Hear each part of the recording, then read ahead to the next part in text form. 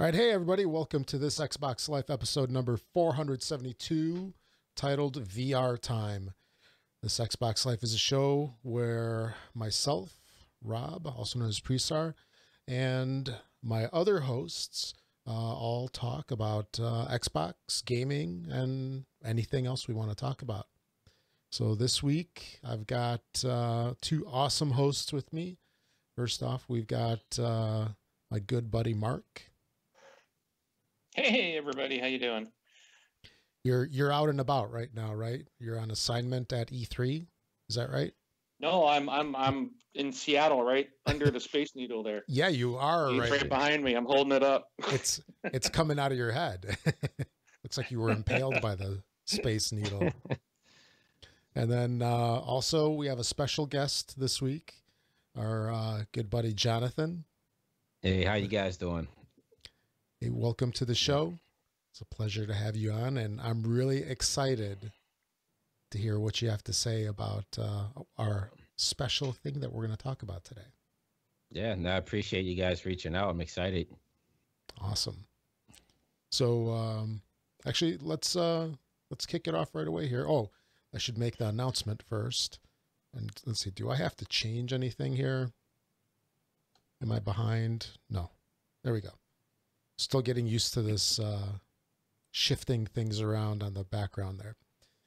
So also want to mention before we get going with the show that you can listen live to us on Twitch, Mixer, and YouTube on Sundays at approximately 9 p.m. Central, 10 p.m. Eastern, or 7 p.m. Is that right, Mark? Pacific? Did I get that right? Yes.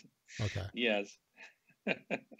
I apparently did not get it correct a couple weeks ago, so I just want to make sure. So, all right, guys, what have you guys been playing? Or you want to start off, Jonathan? Yeah, sure. Been doing a lot this week. Actually, my son and I like to go to Dave and Buster's. Yeah. Because they have this co-op gun games like House of the Dead and stuff. And so we saw that they actually have a new one for the Tomb Raider franchise. And so we got really excited because we like to go in and kind of just like beat them all in one run. So we got there, and it's actually Tomb Raider, but they took all the cutscenes from the first Tomb Raider game, and then it all takes place in the first Tomb Raider game, and then you go to a cutscene, and then the gameplay is actually just levels from Tomb Raider 1, but they made it into the on-rail shooter type thing. So it was kind of lame because we already knew everything that was going to happen. So we went over, we beat Alien Covenant, and then Time Crisis 5. And then, yeah, that pretty much took up our $50 at Dave & Buster's. And then just back on Xbox, been playing a lot of Monster Hunter and finished up Wildlands and all the DLC. So, yeah, been pretty busy week this week. So those games that you guys, those shooters that you played at D&B, I mean, was that like from start to finish? So you like completed them? Yeah, that's the thing. Like we like to load up our Dave and Buster card and just kind of pick up a machine and just run straight through. Like I still have my Dreamcast from back in the day, and I still have my light guns. And so very young, my son got into the whole light shooter thing, and they stopped making those for some reason. Like they don't have them on any of the current gen systems. So we're like, well, we go to Dave and Buster's and play them up. So like, how long does it take you to finish one of those? Like, is it half hour? Yeah, I was gonna say not too long, usually around 25 to 30 minutes, because yeah, they make them pretty short, I guess, so people don't sit around waiting to go on the machine. But we kind of just zone everybody else out and just play the game start to finish, beat it, and then on to the next one. Oh, very cool. Yeah, I usually take my son about every couple weeks to Dave and Buster's, and we play, and try to steer him away from the ticket games. That is hard. Right. It's very hard. The appeal of the tickets are very strong for little guys. But yeah, the younger daughter likes those. Yeah. They've got some cool games over there. Like we've been playing some of that Injustice. Did you guys try those where you get the little cards? Yep. Yeah, we tried the Injustice and did they have the Rock'em Sock'em robots at the one where you're at, the giant ones? It's always broken. It's always like turned off, lights out. Yeah, no, that one's pretty cool. We like playing that one. And then They have a cool Mario one. Or no, not Mario. It's Luigi. It's like Luigi's Mansion. I don't know if Oh you guys yeah, have that one at yours. Yeah, that one's pretty with the neat too. My guns daughter and the likes that. ghosts. Yeah. Yeah, like inside a cabinet. So yeah, that one's pretty cool. Mm-hmm. So very very cool. All right. So was that it for you? Yeah, pretty much. Yeah, I tried a couple of backwards compatibility games, but nothing to really talk about because you know, you get them free every month, so I go and try them out, and usually don't last more than 5 minutes before I delete them. So, and then Yep. I did finally get into Sea of Thieves. They were doing a stress test this weekend, and so I got an invite to do the stress test. And yeah, the first game I finally got into, they threw me into some type of jail thing immediately. Like I couldn't figure it out. There's no tutorial, so I got into the game. I was on a ship, and it was like man the sails or something. So I hit X to start to do that.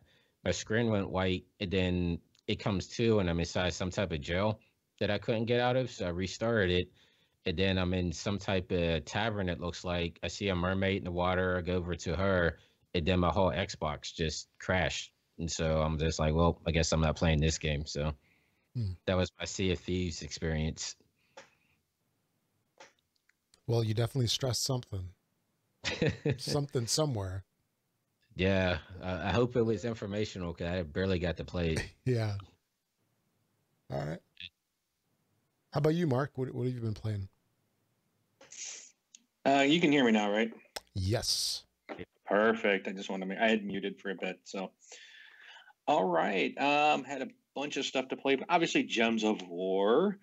And I had, so last week I told you, Comrade talked me into getting involved in, what was it, Diablo 3, and actually 100%ing the game and completing it and getting every achievement.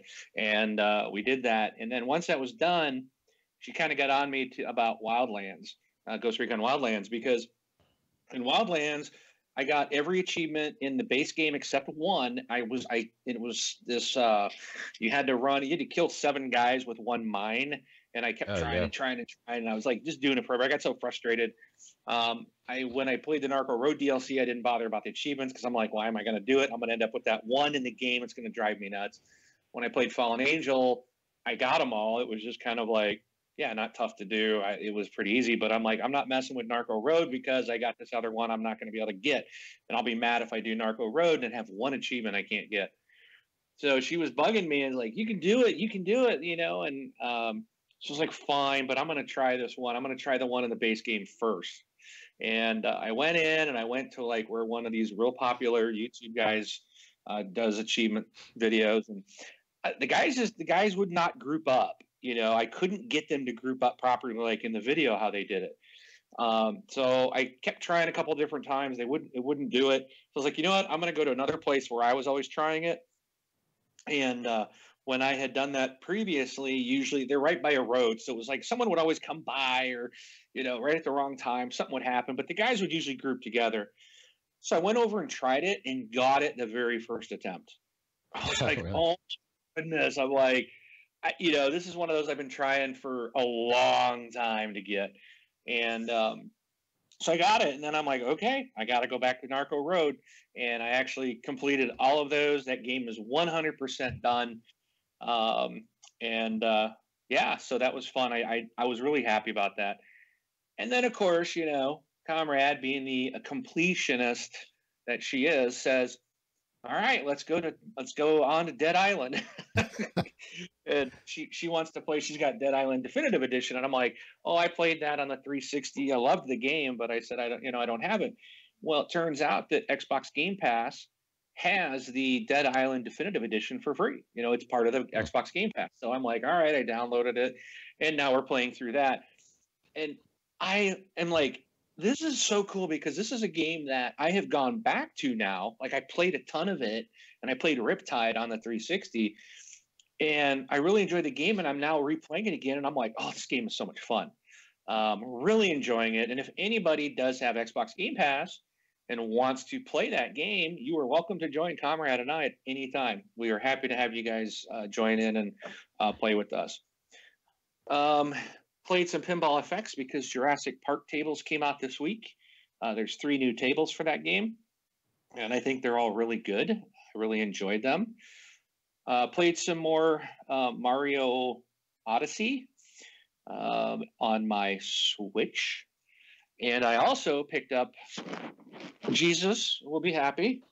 I got to switch screens here so I can see if you guys can see this, but it might look like an Xbox controller, but it's not. This is a Pro controller for the Switch. Perfect. I picked one up today, actually, on the way to my hotel. And I brought my Switch. I left my Xbox at home. I hated to do that, but I'm like, nope. I'm gonna go with just the Switch. And I bought Mario Rabbids today. So I got it, and I brought the dock and the cable, so I'm hooked up to the TV, and I can sit on the couch here in the hotel and play. And I just started Rabbids, so I'm just getting into it. But so far, it's a fun little game. The only other thing I can say I've been playing this week is, if you guys notice, my video probably looks a lot different because it's coming through what looks like almost a too good of a camera. It is really nice. Chins.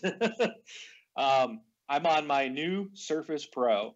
It's not, they didn't give it like the 5. It's like the Surface Pro 5, but they're calling it the Surface Pro 2017 because Microsoft just called it the Surface Pro, but it's like the latest version. So I upgraded from the Surface Pro 2 to the Surface Pro 2017. Absolutely love this thing. I loved my Surface. I have actually loved it from day one. The thing has been great. I've had it for years. I've been wanting to upgrade. I wanted to upgrade the 3 into the 4, and it was just so much money. And this time I'm like, I'm going to do it. And the wife, I got the clearance from the tower. The wife said, yeah, go ahead. She got my old one, and I'm absolutely in love with this new one. This is like, they took a great device and like perfected it. It's just, love it. So I've been playing on my Surface, not games, but playing with it and doing different things, getting it set up, and having a lot of fun with it. So, but that's it for me. That's what I've been playing. Okay, awesome. And real quick, I've been playing some Gems of War. And then after last week's show, we talked about Crazy Taxi a little bit. So I went through my usual weekly, updating everything, check to see if there's a new insider build, update all my apps, see what's new in the store. I'm like, well, since it's just finished installing, let me play some Crazy Taxi. And Crazy Taxi, I think I said it before, was one of my favorite games and was one of my favorite titles back on the Dreamcast. And so I fired this thing up. Man, did this suck. I mean, it was horrible. Yeah. And I know you guys talked about that being the case, but I don't know if it's just the Xbox One X or the backwards compatibility titles or what it was. Because I mean, it almost reminds me of back in the day when, the PCs got really fast. So you got your fancy new PC, you fire up your old games, and they're not like governed speed wise. Now that you have a faster CPU, right, the game like runs faster or it's controlled faster. And this is now, one of several games that are backwards compatible that I just cannot play because I have such a hard time with the controls. And have you guys experienced that at all? Like, for example, in Crazy Taxi, as you control the camera, I mean, I would just do like the equivalent of oversteer with the camera. I'd just be like all over the place. And same thing happened with Tomb Raider Underground, the one from like 2 months ago, maybe, that they had for free. And it was just unplayable. Do you guys find that at all with the controls with those? I just think the Crazy Taxi one was a bad port. I actually tried that out today. And my son was all excited. He's like, oh, they got Crazy Taxi on here because he remembered it from the Dreamcast. So I'm like, yeah, why don't we boot it up and try it out?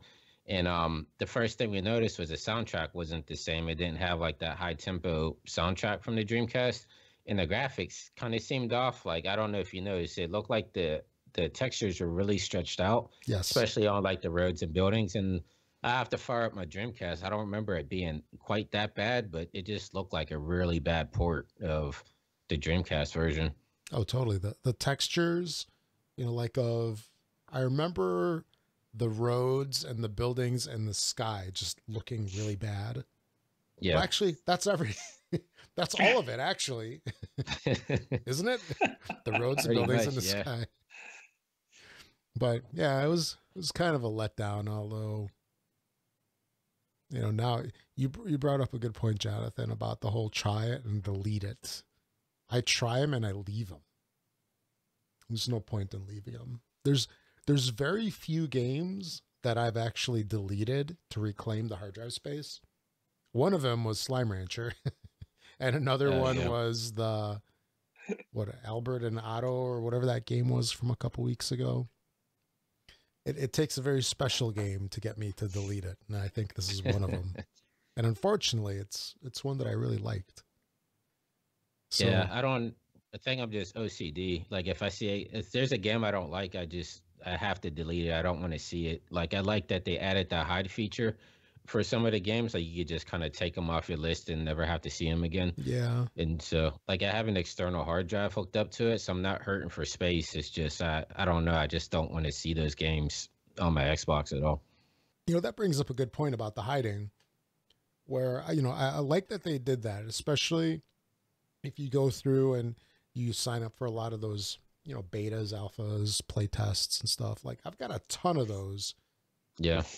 And I just wish there was an easier way to hide them, like en masse, as opposed to, okay, I got to go into this one, got to hit hide. Now it's disappeared.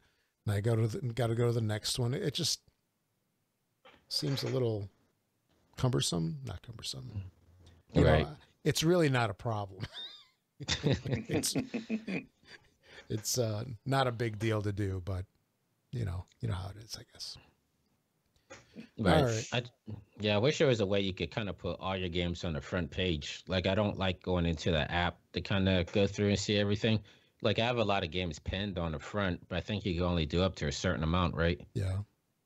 Yeah, I wish I could just like load up my screen and just have all of them like listed there, kind of like a PC, how I can have all my icons just on the desktop or on the start menu. Yeah, I think that would be a much nicer way to do it. Because right now I tend to just go into the apps and games and then find it in there, and that's kind of a big pain in the butt search for them. Yeah.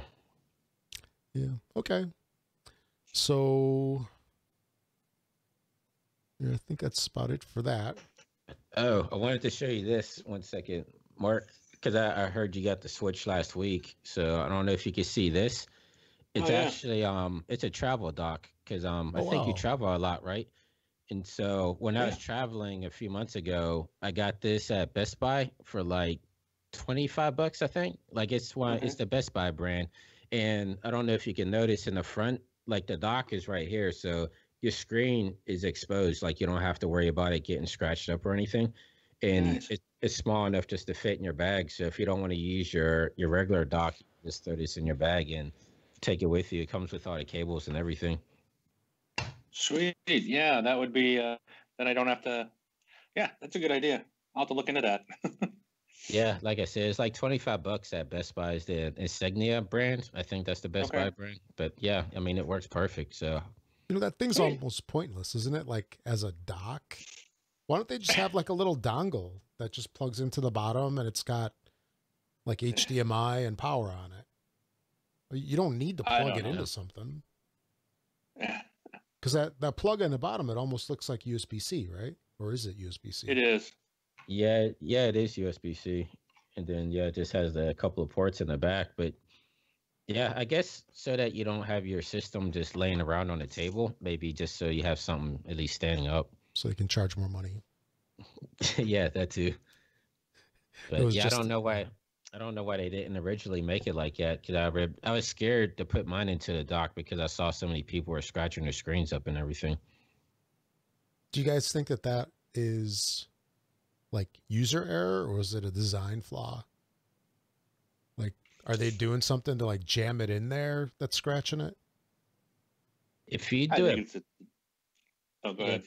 I was gonna say, if you put it in backwards, I can see it messing it all up. But if you put it in the correct way, I don't see why you would get it all scratched up unless you're really just kind of throwing it in there.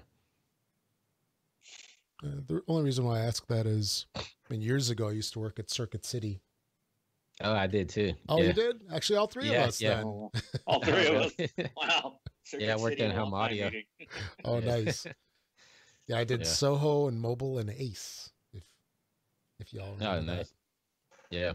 But yeah, when I was in computers, you know, you would think that something would be like idiot proof, but man, there was somebody that challenged it, like all the stuff that people broke just by Yeah. being themselves, I guess. So I Yeah. don't know. I remember I had a customer. This is right when surround sound first came out when I was working in home audio. So it's Yeah. the 5.1 surround. And so there was this guy that came in and he was like, my friend told me that I could hook up my boombox up to the TV for surround sound. And I was trying to explain to him, I'm like, you know, surround sound is 5 speakers plus your subwoofer. You know, you have 3 in the front, 2 in the back, and that's where the surround sound comes from. And he's like, no, I could hook up my home stereo for surround sound. And I'm arguing with this guy, telling him your stereo is only 2 speakers. It's not going to be surround sound. Yeah. Like it's not going to magically come up behind you. And it just got to the point where I told him, I'm like, you know what? If you want surround sound with your stereo, pick up your stereo, put it on your shoulder, and just spin in a circle. That's the only way you're going to get it with that system. And yeah, Nice. he went up and complained. I got suspended, but I mean, it was worth it. I mean, like you said, those customers would come in and challenge you on like the craziest stuff all the time. Hmm. So, Yeah. Oh yeah. People. yeah. Anyway. Alrighty, real quick. Just so you know, you guys can support the show by going to Patreon. You can find that at thisxboxlife.com/Patreon. And also, you can leave us a tip at thisxboxlife.com/donate. Also, don't forget to subscribe to us on Twitch, Mixer, or YouTube. Not actually or YouTube, or YouTube. So we stream on all of those weekly. And I did not advance all those pictures, tips. And now on to the round table. I apparently need more monitors Yeah. because I'm scared to do anything on the one that's got the Skype windows on it. So anyway, let's go out into the round table. Mark, you want to cover this first one? So the Major Nelson did a tease this week, and let me mute this tab. I'm on the wrong mute the site. Whew, that was close. So he tweeted out a picture and said, you know, here's that you know, there's going to be some new games going in March into the Xbox Game Pass, and he said we got 8 games. And he shows like their case, like the green case, but you're looking at the side that would be, I guess, where you open it. So there's like no name, but the very top one is turned so that you see the backside of it. So Rise of the Tomb Raider is coming to Xbox Game Pass in March, and we don't know what the rest of the games are going to be. But yeah, that's a pretty cool game to come into the Game Pass, I think. So. Mhm. Both of those Tomb Raider games have just been phenomenal.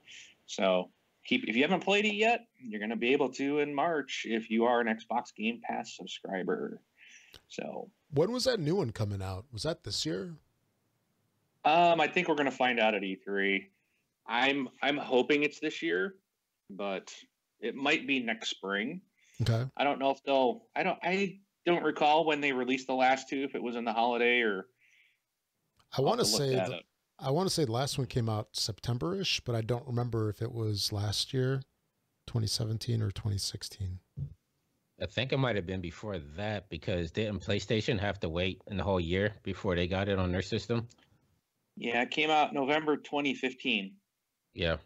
on the 360 and the Xbox One. So Rise? it was a winter release. It could be this fall. Could be Oh, looking wow. into November. It came out on the 360? That'd be 360 Oh, really? and Xbox One.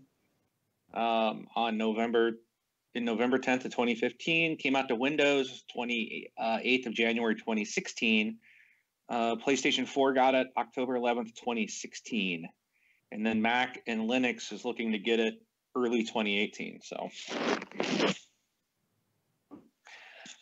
But yeah, we could potentially. I mean, that'd be 3 years. Yeah. This November. Wow. I bet you they show at least a teaser or something at E3 this year for it. Even if it's not coming out this year, they have to tease it at least. Yeah. Do you guys think it will be another exclusive, or do you think they're just going to do multi-platform? I'd say probably multi. Yeah, Well, even you don't it will think be they'll do another year deal? but I think that we're still going to have I think Xbox is still going to get like a year long thing because I'm expecting that we're going to see a lot of that stuff this year. Microsoft is going to be having some more exclusive stuff. So I think we'll see more of that. And we've had it for the series so far for the last 2 entries. So. Yeah, I kind of wouldn't be surprised if they just tried to buy it outright because they kind of need one of those adventure type games. I know Phil Spencer always talks about how he likes the Naughty Dog stuff. Yeah. You kind of need to fill that type of portfolio. Unless they come out with a new IP, which would be cool. Yeah, but this would be a great entry. This would be great exclusive for the console if they could get it. So. Yeah. That's Square Enix, right? Yes. That runs it? Okay. Yeah, which I was surprised they went exclusive on Xbox like that. 'Cause it seems like a lot of their games either go multi-platform or Sony only. They're like one of those studios that seem to go PlayStation a lot. Yeah, they probably dumped a ton of money to them. I mean, especially being that, there are a lot more PlayStations out there than there are Xboxes. So, the developers and stuff, for them to have to hold it for the largest platform, Microsoft's paying money for that. So. Yeah, true. Yeah. But before we go, Rob, did you have any recaps? Because I did. That's the only thing I had up because I want to save the time to have our discussion with Jonathan. But I didn't know if you had anything you wanted to throw up before we go into our talks with him. Yeah, I'll hit the recap stuff real quick. Okay. So this week, little tidbits of news that happened for the past couple days. First off, we've got a bunch of new titles that came into backwards compatibility. It includes Vanquish, Lara Croft and the Guardian of Light, which I think, wasn't that like the first Games with Gold game? I thought so, something like that, yeah. No, really? Way back when. Yeah. So Lara Croft and the Guardian of Light and Brave, the video game. Other than that, if you're longtime video gamers, especially PC gamers and some consoles, you might remember the Turok franchise. That's wow. Turok with the dinosaurs. Yeah, Nintendo 64. Yeah. Yeah, it looks like Turok Dinosaur Hunter and Turok 2 Seeds of Evil are coming to Xbox One. Let me see this because this is really soon. Let me see how many days it's going to be. On Friday. So 5 days away. We're going to get some Turok goodness. I remember this was like amazing graphics from back in the day. And so are these both Nintendo 64? I think the first one would have been, I think the first one was 64 and then the second one I think was GameCube. I thought I played one on GameCube. Okay. Yeah. So definitely the old school consoles. And so look for those later on this week. And so those are remakes then, or? Yes. Yeah. Okay. And then a couple other quick things. Looks like January 2018 was the best month in video gaming. in the past 7 years. Looks Hmm. like video games netted $1 billion for the month of January. Wow. Jeez. And, you Well, know, I bet I know what's a big factor of that. I bet you're right. What's your guess? I can see Monster Hunter has something to do with that. That's possible. Yeah, 6 million copies. Yeah, Wow. there's that. And, or was that more of a February release? When did that come out?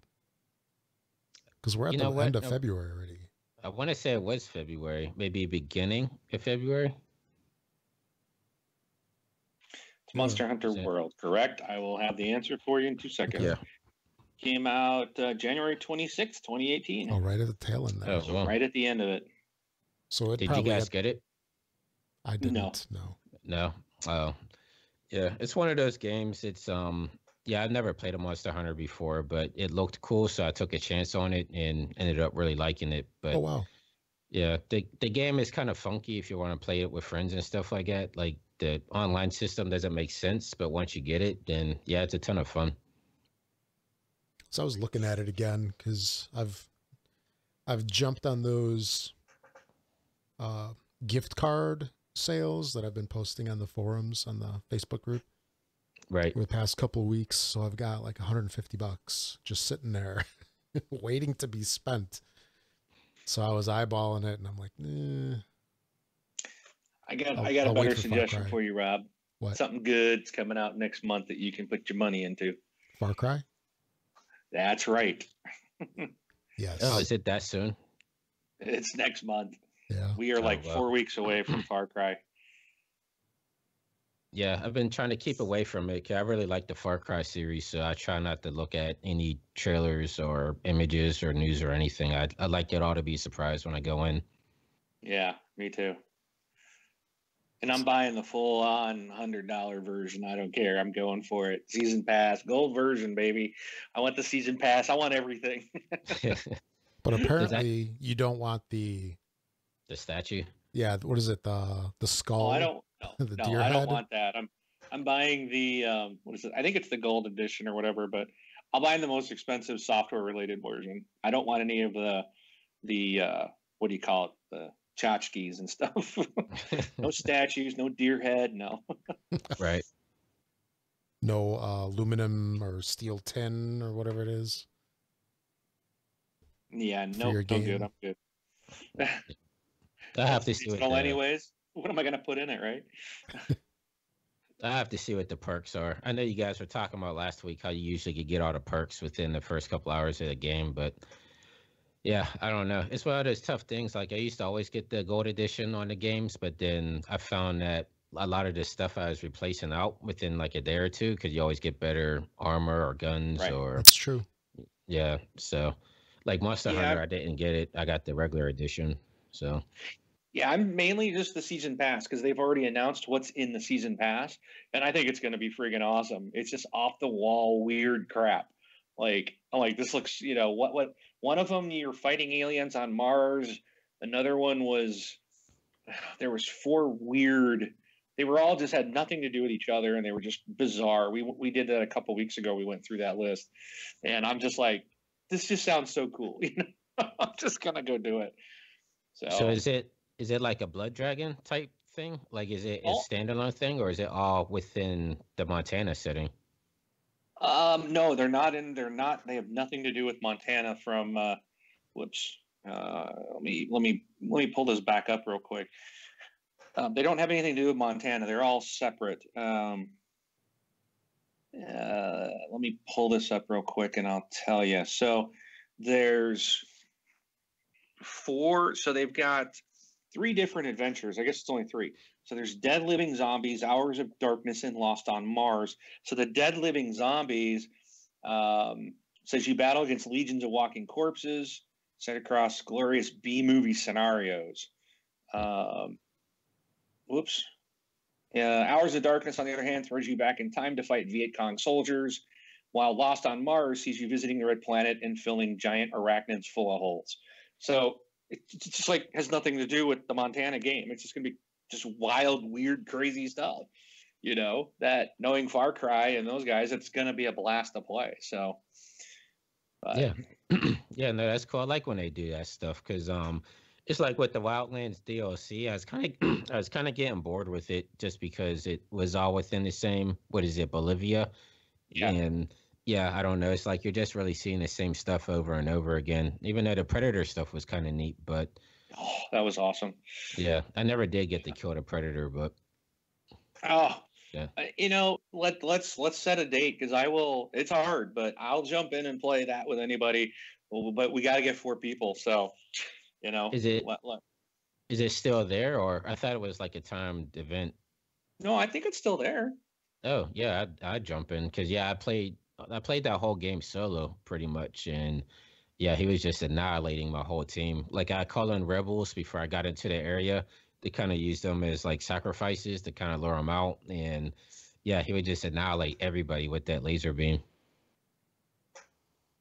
Yes, yeah. There's you got to have 4 real people.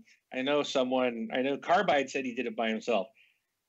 Carbide's a beast. I mean, you know, I don't know how anybody could do it by themselves. I've done it with 4 people. In fact, I think Hawk, who is in our chat on Twitch, um, did it with me. I was with him, but yeah, he said he would play again too. So it's to me, it's one of the best DLCs, and it was free. It's just super fun, and it is hard as crap, but it should be. You're playing against the Predator, you know. It shouldn't be a cakewalk, you know. So I'm like super excited that it was really hard, and now it's like you get it, and there's no achievements, and you get like stupid face paint. There's really no rewards. You get some like rewards for it, you know, but it's nothing major. It's just cosmetic stuff, and it's not even that good. But the satisfaction of kicking his butt was, you know, because he was hard.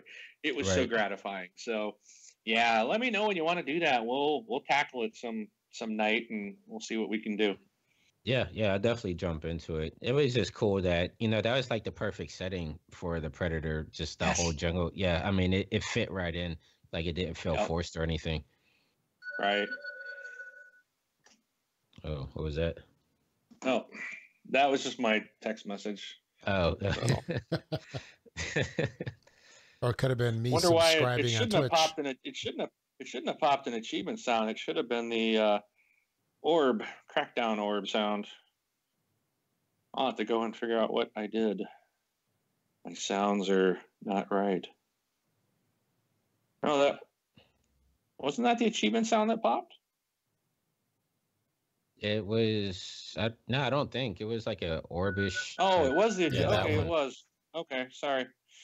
Yeah, that's just a text message. So I got my crackdown going for any text messages and my achievements for emails notifications. Nice. So. Yeah. Speaking of achievements, did you guys play the new Fable that just came out, the card game one? I downloaded it, but I haven't played it yet. I played it when it first was released under the game preview. I haven't played the new one, the new release. Yeah, I haven't touched it since the preview, so I played it yesterday, and I actually got one of those diamond achievements on there just for finishing a match. So I guess not too many people are playing it. It said like 1% of the people got this achievement. It's like all I did was play the game. Nice. So, yeah, it's I think there's a reason it went into Game Pass, well, no, it's not even in Game Pass. It's just free, right? Yeah. It's just straight free now. Yeah. Yeah, they fleeced me for like what, $15-20. Hey, you bought card packs on there? No, it was $15, I think, when it first went into Game Pass. No, not Game Pass. Game Preview. Game Preview. It wasn't free. I think you were able to play a few hours free. I remember playing it, but I didn't pay anything to get in on it. But it was so there wasn't a lot there to it, so I just uninstalled it and forgot about it. So they just announced it again. Did they give you any some refund? Yeah, I was gonna say, did they give you extra card packs or anything for buying the preview? I don't think so. I don't remember. Oh, that's a mission for you this week, Rob. Yeah. All right. Any other news, Rob?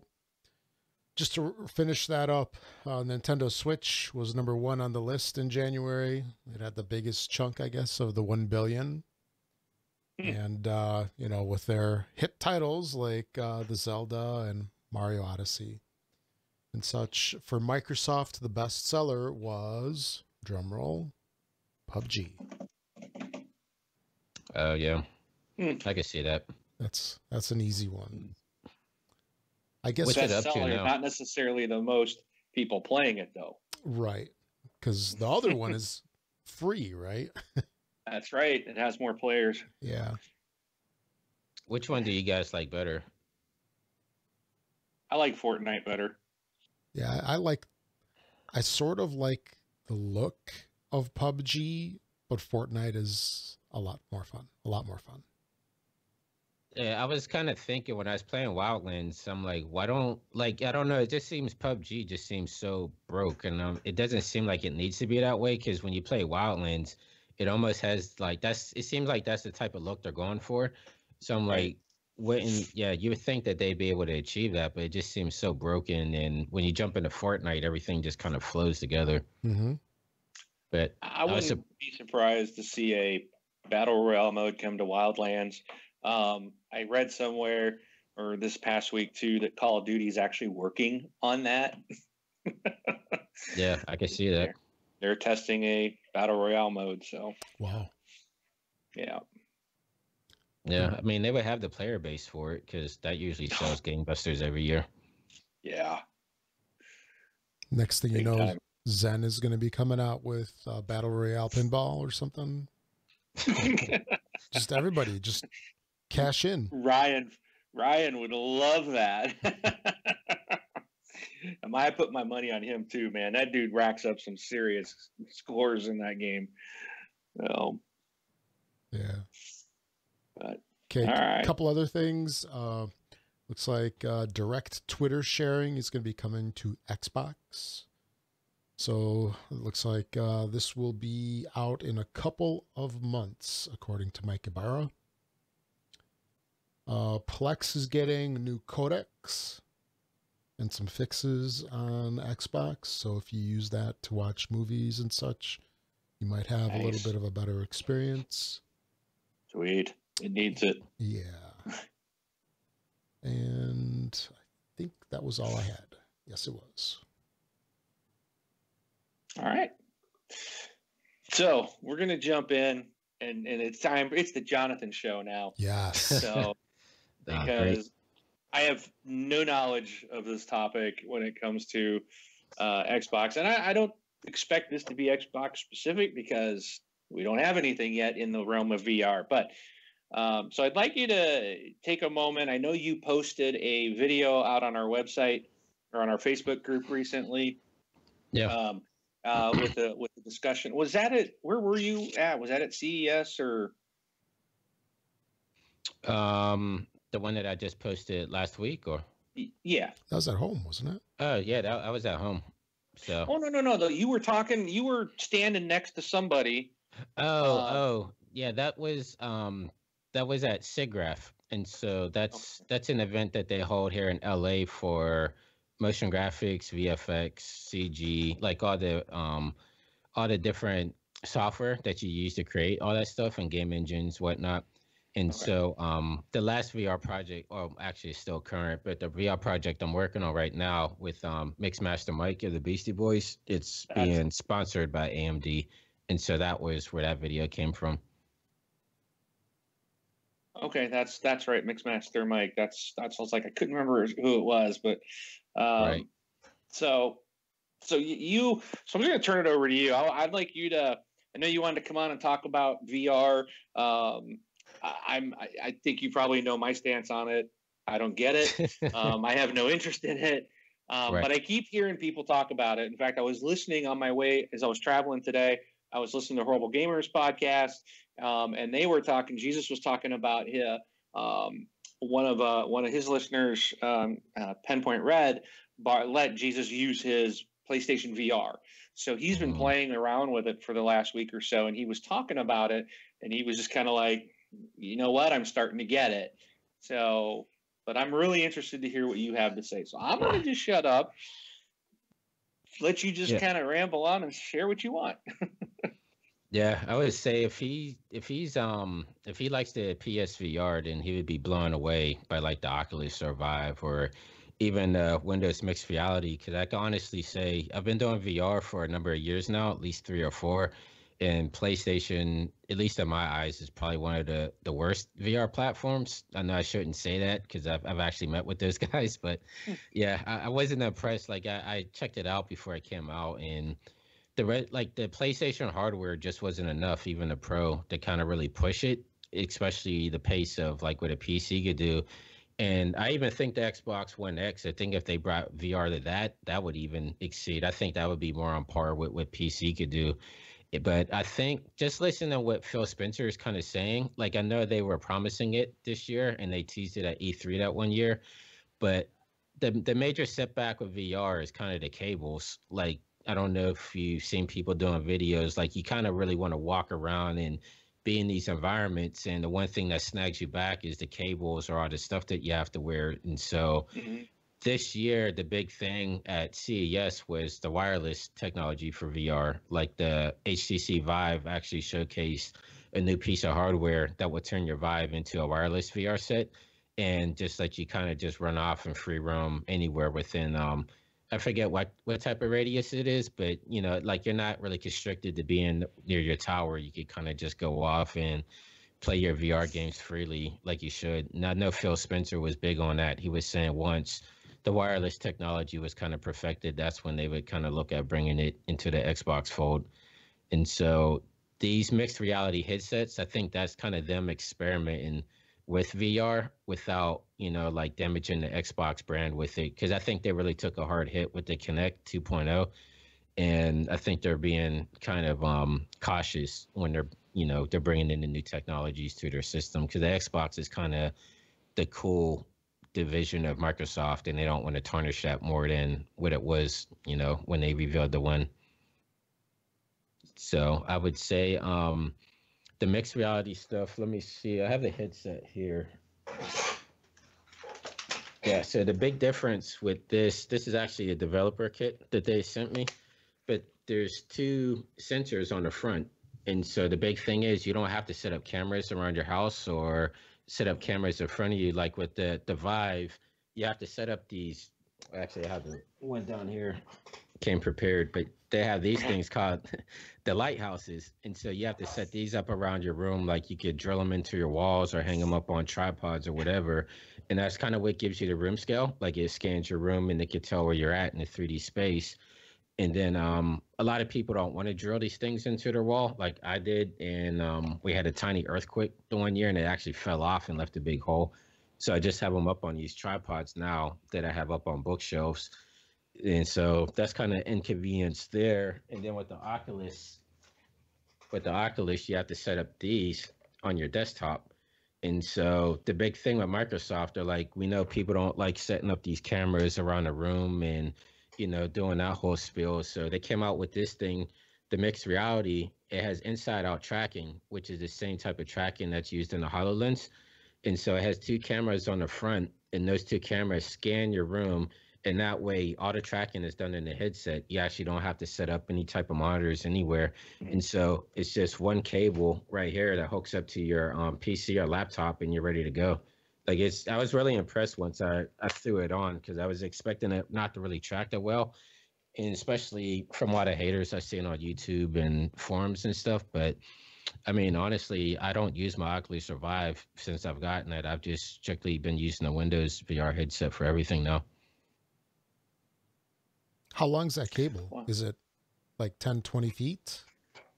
This one, let me see. It's not, I mean, it's a decent length. I don't know the measurements off the top, but I mean, my daughter was using it earlier today and she was just running all over the place and it never snagged her up. So, Oh, cool. It gives you, it's not as long as the Vive and the Oculus, but it still gives you a decent amount. And then they sell extenders for it as well if you need Okay. more room. And then, yeah, I've seen people there's VR backpacks you could buy as well. Like it's a PC it's pretty much a laptop in a backpack, and you could throw that on, and then it doesn't really matter. You could just free roam anywhere from there. Till you run into a wall, right? Yeah, I've had that happen. I was playing when I first got the Vive, I was playing dodgeball in VR, and I actually ran into it. I didn't have a couch there at the time, but I got real into it, and I was running and I was throwing as hard as I can, and I busted my hand all up against the wall and busted it open, and Oh yeah, no. Ooh. it's crazy. 'Cause they have borders in there to let you know, like, hey, you're about to hit something. But you're just so immersed in it that I just wasn't paying attention, and the adrenaline's rushing, and I just smacked right into it, knocked everything down. But yeah, so that's still the one thing that's scary about VR is they put the borders. It's like a virtual wireframe to kind of let you know where your walls are in your house, but you don't really know until you're running right up on it that it's there, because they try to keep it invisible so you don't see it, to kind of not ruin the immersion. So it only really activates right when you're about to hit something or touch something. Wow. So all the stuff that you've been doing, this has all been mainly on PC? Yeah, I'm strictly on PC for everything. Like, I grew up building PCs, so that's the platform I've been most comfortable with. Okay. And you said something earlier about the Xbox, if I heard you correctly, like the Xbox would probably be a better experience in VR. Is that the Xbox One X that you're referring to? Do you think Yeah, that's powerful enough to give us true VR? I think so, because with the Windows mixed reality headsets, they actually made it so that it could run on lower end systems. Like, I run it on my laptop, and I still running it at 90 frames per second, no problem at all. And so that's why I think that the Xbox would be not the Xbox One, but the One X would probably be a good platform to run the hardware. And I think it would look better. I mean, if the PS4 and the PS4 Pro could run VR, I mean, the X could definitely blow that thing out of the water. Right. Do you expect that we'll hear something along that lines this year then at E3? That Microsoft might actually introduce this finally? Um, it's tough to tell. I know I've heard I see yes that there was a company, I think it was called TPcast. They said they were working with the mixed reality to come out with a wireless transmitter for it. So I mean, if they actually did, then I could see Phil coming out saying like, hey, here's the Xbox wireless VR headset. Because I mean, if they're going to do VR, they need to do something to really sock it to Sony. They can't come out with the same thing. They have to do something that's really going to take it that one step beyond to make it really immersive. Yeah, I So, think my only concern on that is I feel like Microsoft really, like with when the X1 came out, they had this vision. And I loved the initial reveal of what the Xbox One X was going to, or the Xbox One was going to be. And then there was all this backlash, and you just had these people, Microsoft, like, well, if you don't want to be online, then play on a 360 or something, if you're in a submarine or whatever. It was just right. like it was bad PR that just like, and then they had to come back on it. And it's just like, I feel like it was so stupid because it's like, we're going to have online. You're going to have all this stuff. You're going to be able to share with 10 friends. You're going to be, oh, no, we don't want that. It's like, why not? Your phone is connected. People's refrigerators are now connected onto the internet. And your washer and your Yeah. dryer and your TVs are all smart TVs. And I mean, everything's connected. People got the Nest, you got your security systems, your lights, your furnaces, everything's connected. So why is this big deal about having your friggin' console on? So, but they went where everything's going, and then everybody threw a fit for some dumb reason. So my concern is now it's like, are they too late to the VR world? Or if they come out with, because they got a superior hardware now, and if they do come out with a wireless VR system, that's probably going to be pretty expensive because it's wireless. B, it's probably going to blow everybody else out of the water. Are they going to get hit for that? Is there going to be a bunch of negative PR on it because they're ahead of their time? Where it's like, well, I can get one for Sony for $200. Why would I pay $500 for a headset for Microsoft? Well, because it's better and it's wireless and it's, you can have all the checklists, but people look at it Right. as like, there's a $300 price difference, so that's what I worry about.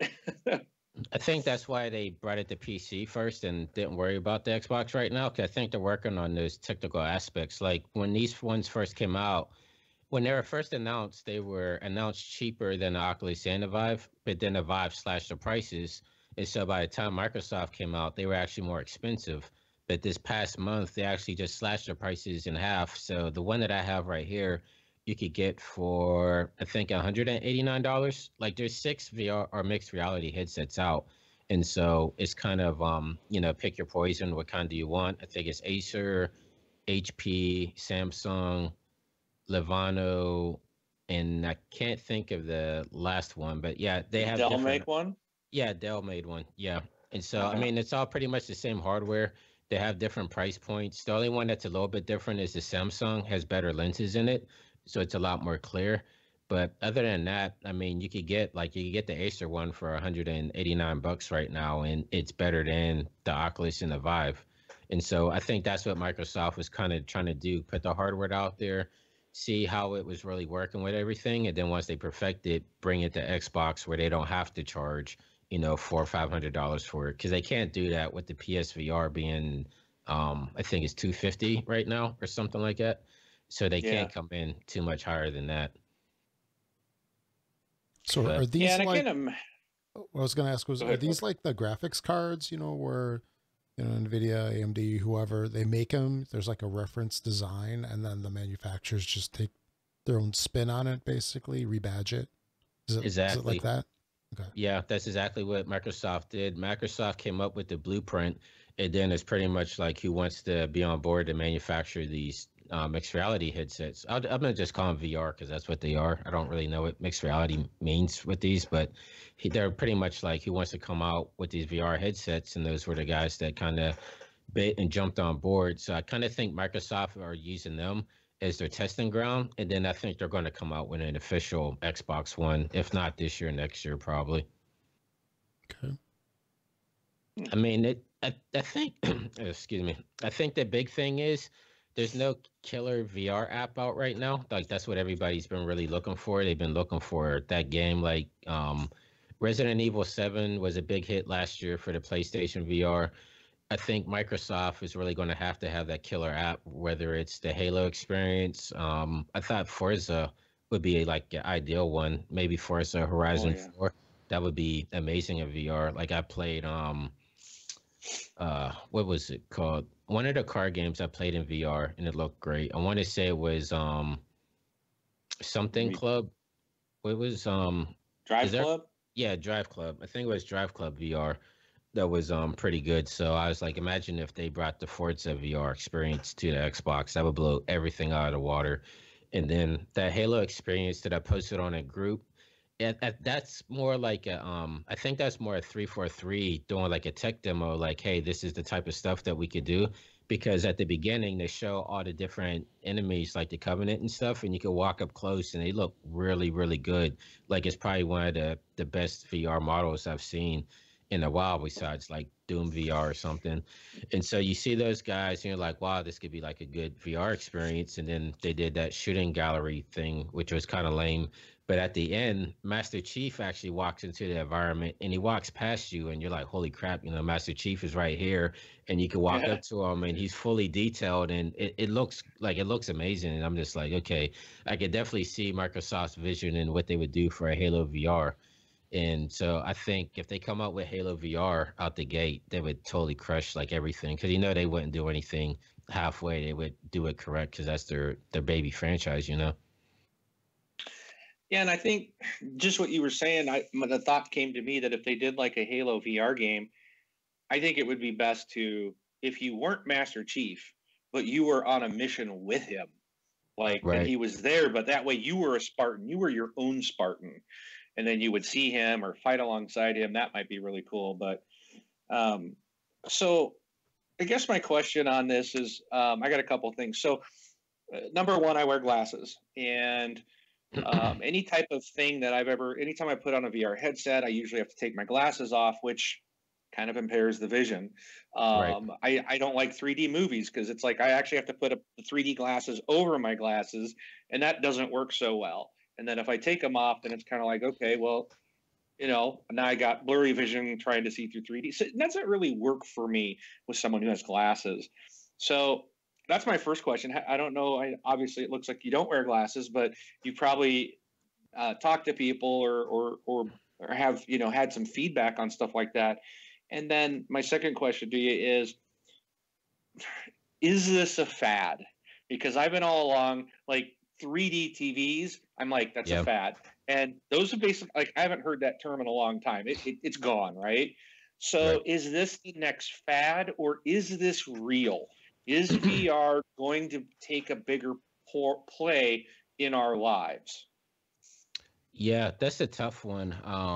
Well, I'll tackle the first one first. So wearing the glasses, I actually do wear contacts. So I wear glasses and contacts, and it depends on the shape of your glasses. Like when I do demos, there's always a lot of people wear glasses. So I say try it first with your glasses. They might fit, they might not, just depending on the shape of your glasses. And then my daughter also wears glasses, and so the different headsets are shaped differently.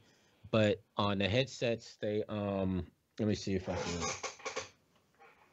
So this is the Vive that I have down here. And I don't know if you can see that in the corner there. There's actually a knob there, and that's your focal knob. And so if you don't wear, like if you take your glasses off, you can actually adjust your vision in there. And like a lot of people that wear glasses, they'll put it on, they'll adjust that, and they'll be able to see everything fine. And then the Oculus also has knobs like that too. The Acer one down here, I don't think it has it, but I think the other models do have it. So it just depends on how bad your vision is, I guess, and then if you can adjust it to within focus for you. I know you said you tried you've tried the mobile one before, right? The Gear VR. Oh, I think. No, I tried.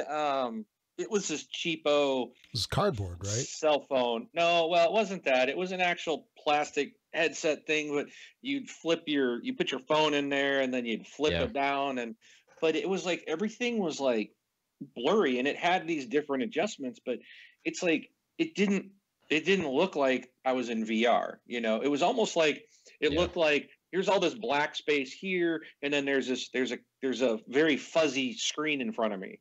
Right. And I was just like, what's the point? And like all these VR things I downloaded to the phone, like none of them worked. Like, it's just like, and it was probably because another factor was like, you're supposed, how do you move around or get in there? And it's like, well, and again, it was for the phone. So it's like, I don't have a controller hooked up and it came with this little controller, but it didn't do anything. And I think that was probably because I was on the iPhone. And if I was on an Android, it probably would have worked. There was some weird thing with iPhone, so it's like I couldn't go and select to start the demo type of thing. But everything looked so bad. I'm like, why are people up in arms about this? So that's a tough one. Like I understand why they did the mobile version because everybody has cell phones, so the user base is kind of there. But at the same time, it didn't really give a good representation of what VR is because, I mean, you're working on a low-powered cell phone system that's trying to project 3D, 360 degrees experience around you. So I know a lot of cell phones, when I first started out, they would overheat. Like I couldn't even make it through a whole experience just because my Galaxy phone would overheat and cut out in the middle of it. And so it really gave VR a bad name for a couple of years there because a lot of people, that was their first experience. And so they would throw on like a Gear VR or a Google Cardboard or whatever. And then they're like, what the heck, this is crap. It's like, why would I want this? And it gives like the high powered stuff a bad name. But at the same time, for a long time, it was hard to get into the Oculus and the Vive because you did need like a 1070 or a 1080 or a Titan to run it. Like you needed like a $2,000, $3,000 computer to even run these things. But as the years have gone on, like Microsoft made it so almost any modern PC could pretty much play the VR experiences. And the cool thing is they teamed up with Steam, so you could play all the Steam VR games in the headset too. So you're playing everything that the Vive has. And then as it for it being a fad, that's a tough one to say because like my day job, I do motion graphics and visual effects. So I was in the middle of working in all that 3D TV and 3D movies and stuff like that.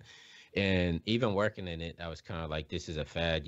Avatar looked okay, and a couple of movies like Up and stuff. But once every movie just started throwing it in there, it was making people sick, and a lot of people weren't really doing the 3D right. And then once you got the 3D TVs at home, it's kind of like, well, you need glasses to view it at home. And so, you're losing your glasses, or if you have kids, they're scratching them, or this, that, and the third. So the 3D stuff really didn't take off, and a lot of studios got burned by that. Like, I know I was working at Warner Brothers at the time.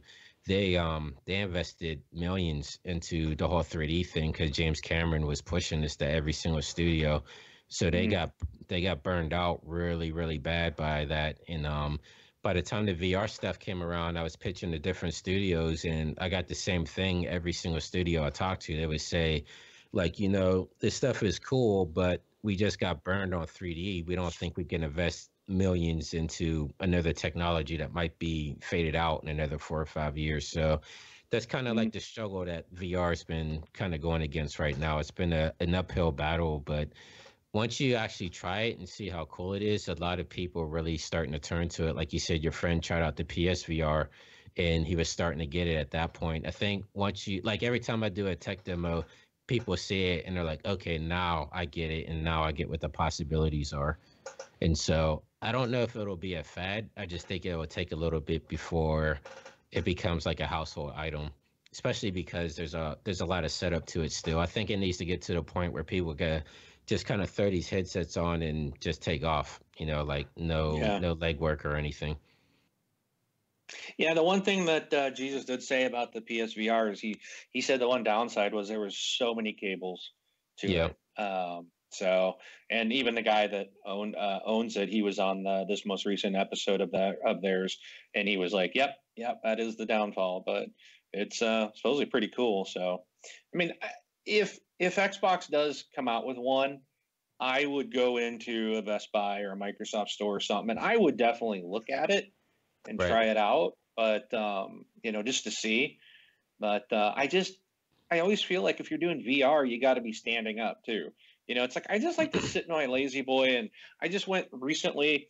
I had a vacation and I set up all the streaming and I was streaming games and stuff like that, but I had to sit at my desk, and it's like now that I'm not on vacation, and it's like I come home and I'm like, I don't really want to sit at my desk. It's not as comfortable. I want to sit in my lazy boy. I just want to sit here and look at my big TV and not a 20-inch monitor, but my 65-inch monitor. It's like, it's got to be convenient, and it's just, there's steps, and I can easily. It's not that hard to go and stream off the PC, but it's like, I just don't want to do it. And I see that's the thing with like VR for me. I feel like, I don't want to set a headset up. I just want to sit back and play Call of Duty or something. And I don't know I don't think I want to play Call of Duty in VR, I don't know and I sure as heck would never do a horror game in VR. But if it ever comes out, a what game? If it does come out, I'm going to have to send a headset. If Aliens versus Predator VR came out, I would buy Rob a headset and the game and ship it to him. And then I tell him he has to film himself playing it.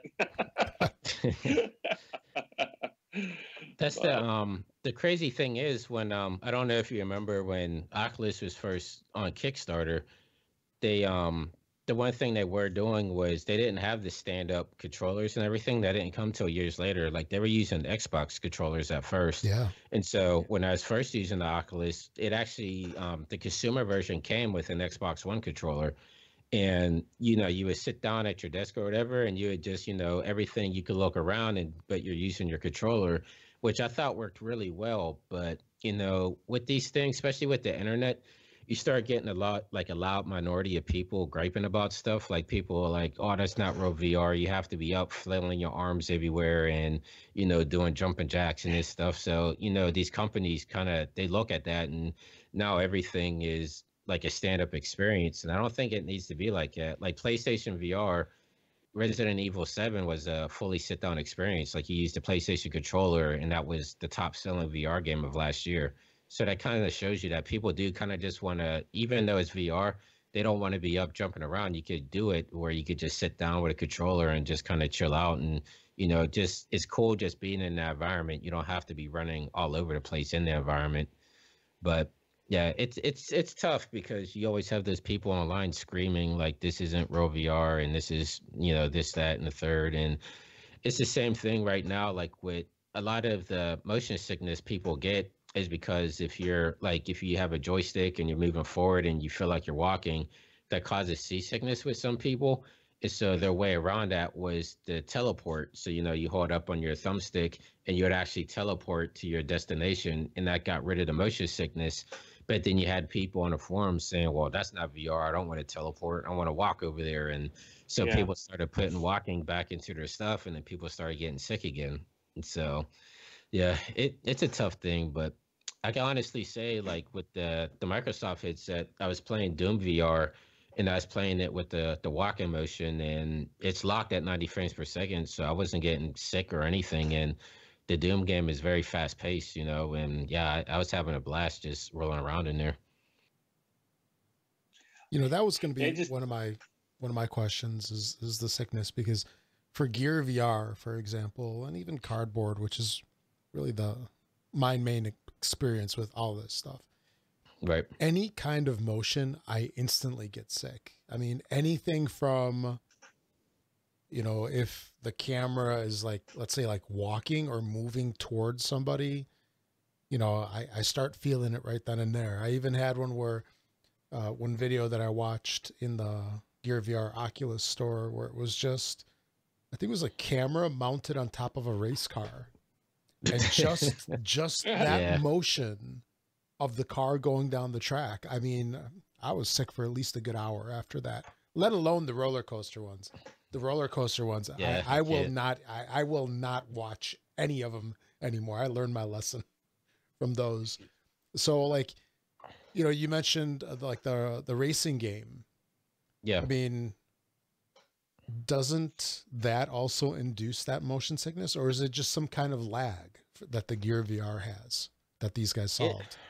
yeah, it's definitely the lag. Like I was saying that I think PlayStation doesn't let any games on their system unless it's locked at 60, because I think it has to be at least 60 for people not to really get motion sick. And so the Gear VR, especially once it really starts heating up, you start getting the frame rate drop. And then like you're watching the roller coaster and the race car, that's actually video. That's 360 Right. video. Mm-hmm. And so those are mounted on tripods and, like GoPro Sure. mods and stuff like that. And so the camera is shaking, and your brain is trying to really, like, there's this whole psychology behind it. Like your brain is trying to think ahead, and it can't keep up with the shaking and the randomness of it. And that's where it kind of gives you that seasickness. Okay. And yeah, it's kind of dangerous, especially with the cardboard stuff, because anybody could download Unity and Unreal right now. Like they're free for anybody to download and start making games and experiences on, and they could just upload those to the app stores. And so you get a lot of these people that don't really know what they're doing, putting this stuff out on the app stores, and it's making a lot of people really sick. Like I've gotten sick playing a couple of those experiences myself.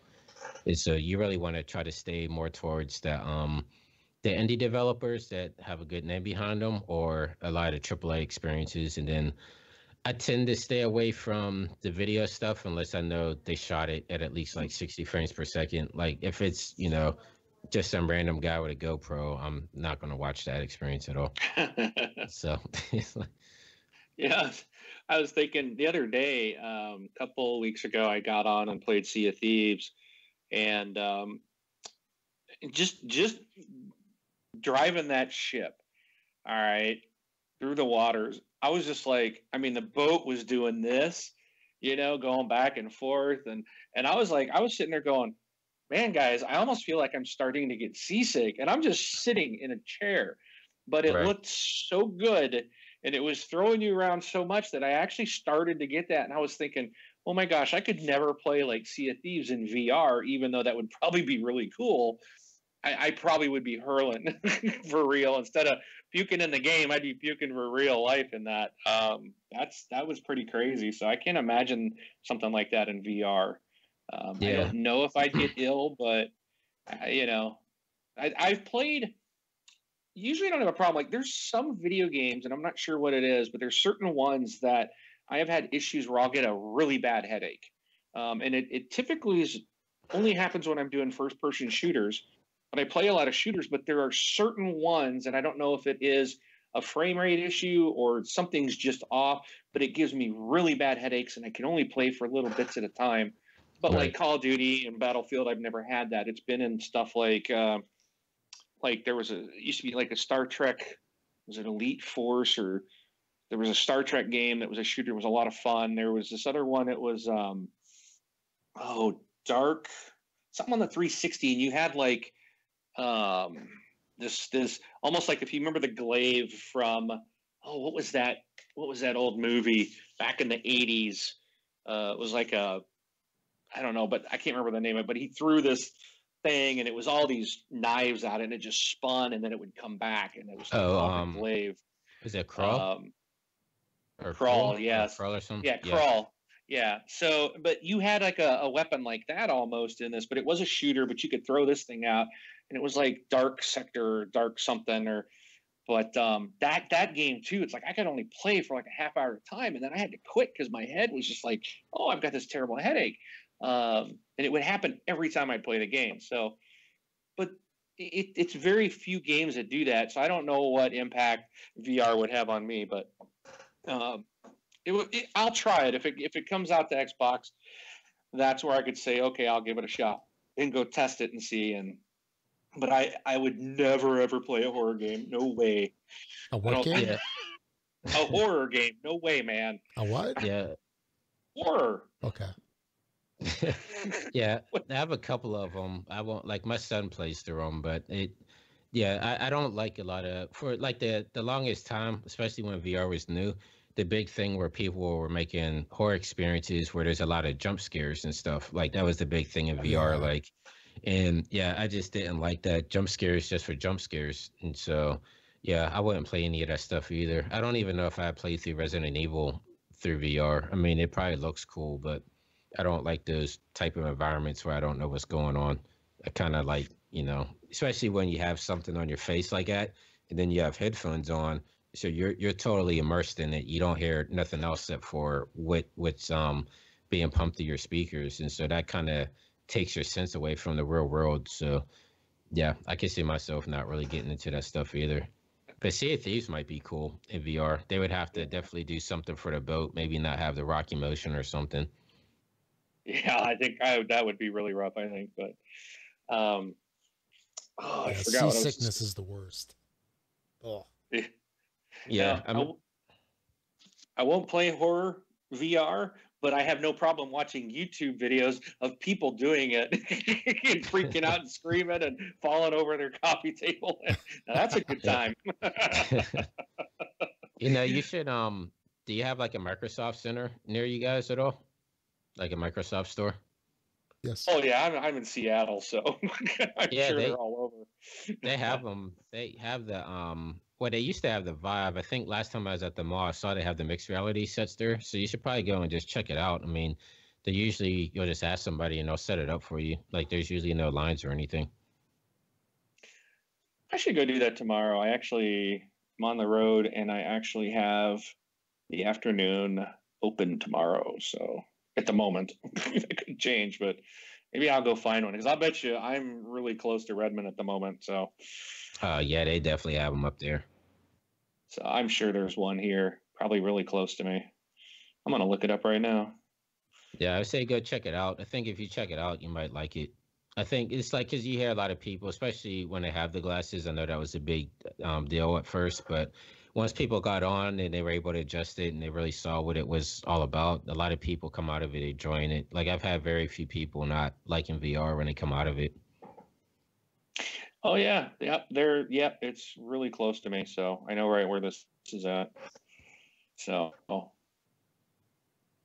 I will have to go check it out this week. So here's a question for you guys. So with the whole VR experience, do you think that they would be able to get these devices into more homes if the experience required you to sit versus walk around?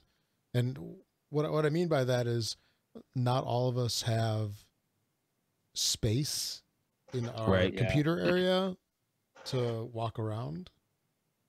So, yeah, I think that'll be a big thing too, because I know a lot of people didn't even use their Kinect because they didn't have enough room to really use it. So I think that's another thing they'll probably be looking at is doing it. Especially, I mean, a lot of the PSVR stuff is all sit down. Like not, I think it's like maybe 50-50, like stand up and sit down experiences. And people understand that when you have a console, it's probably not going to be in like a wide area. And so I definitely think that that's a big factor that they're thinking about when they're bringing these experiences to the Xbox. When I think there's probably going to be maybe next year. I think they'll announce it at E3 this year, but I don't think we'll see anything until next year, maybe on that. So if you go to E3, you'll probably see it there. But I know Lucky Palmer, when he was at Oculus, he was saying, I think by 2020, he was saying that there'll be like a VR headset in every household because you could use it for more than just gaming. I mean, you could use it for, they have Netflix in there. They have Skype in there. You could do all types of different stuff in there. So it's not just gaming. You could do all type of experiences. But why put on a headset to watch Netflix when you already have a 55, 65, 75-inch TV to watch it on? Yeah, because you don't have a 200-inch TV to watch it on. I mean, does it really? I mean, oh man, I to have the movie that close to me, I would think would be really bad for your eyes. And I don't know if I don't know. I guess I got to experience it, right? I should I can make another video for you guys because you can actually play like your Xbox in the VR headset, and so they have it's called the Cliff House. That's the Microsoft VR. I guess like the home you would call it. So you go into this place. It's called the Cliff House, and it's pretty much like your own condo. So you could kind of set it up, have monitors all over the place. But they do have this room called the theater room where you could go down there and you could watch like 360 videos, or you could watch Netflix, Hulu, or anything on there. And you can actually make the screen any size that you want. Like there's a couch there that you can kind of sit at, and then you can remodel the house how you want it. So if you want your screen to be 200 inches right in front of you, you could do that, or you could push it further back into the room, and you could play like Xbox or Windows games or just watch movies. I mean, it's pretty cool once you're in there. And then there's a third-party app called Big Screen to where you can actually bring other people into your room. So, I think it's called Big Screen if you want to look it up. But say like if all three of us had VR headsets on and we wanted to play co-op but be in the same room, we could each have our own separate monitors and we could be playing sitting next to each other, and we could see what's on each other's screen. So it's pretty much bringing people in different areas of the world like all together in one play space. And so I've used it for work as well. Like, I have my desktop up and I'm showing another graphic artist what I'm working on. Like if they had a question on how to do something, then they can actually come and check out my timeline in like After Effects or Cinema 4D and see exactly how I'm doing like a visual effect or something. So, I mean, there's a lot of cool ways that you can implement the technology in there. And then I think it's only going to get better once the new HoloLens comes out and it's more affordable, because then you can kind of pick how you want to do it. Like if you want to augmented reality and have screens just like placed in your house, or you could darken the glass and make it into like a VR experience to where everything's totally immersed. All right. Well, I think I'm going to have to go hit the store up tomorrow and say, all right, guys, prove to me why I need this. And then I'll let you know.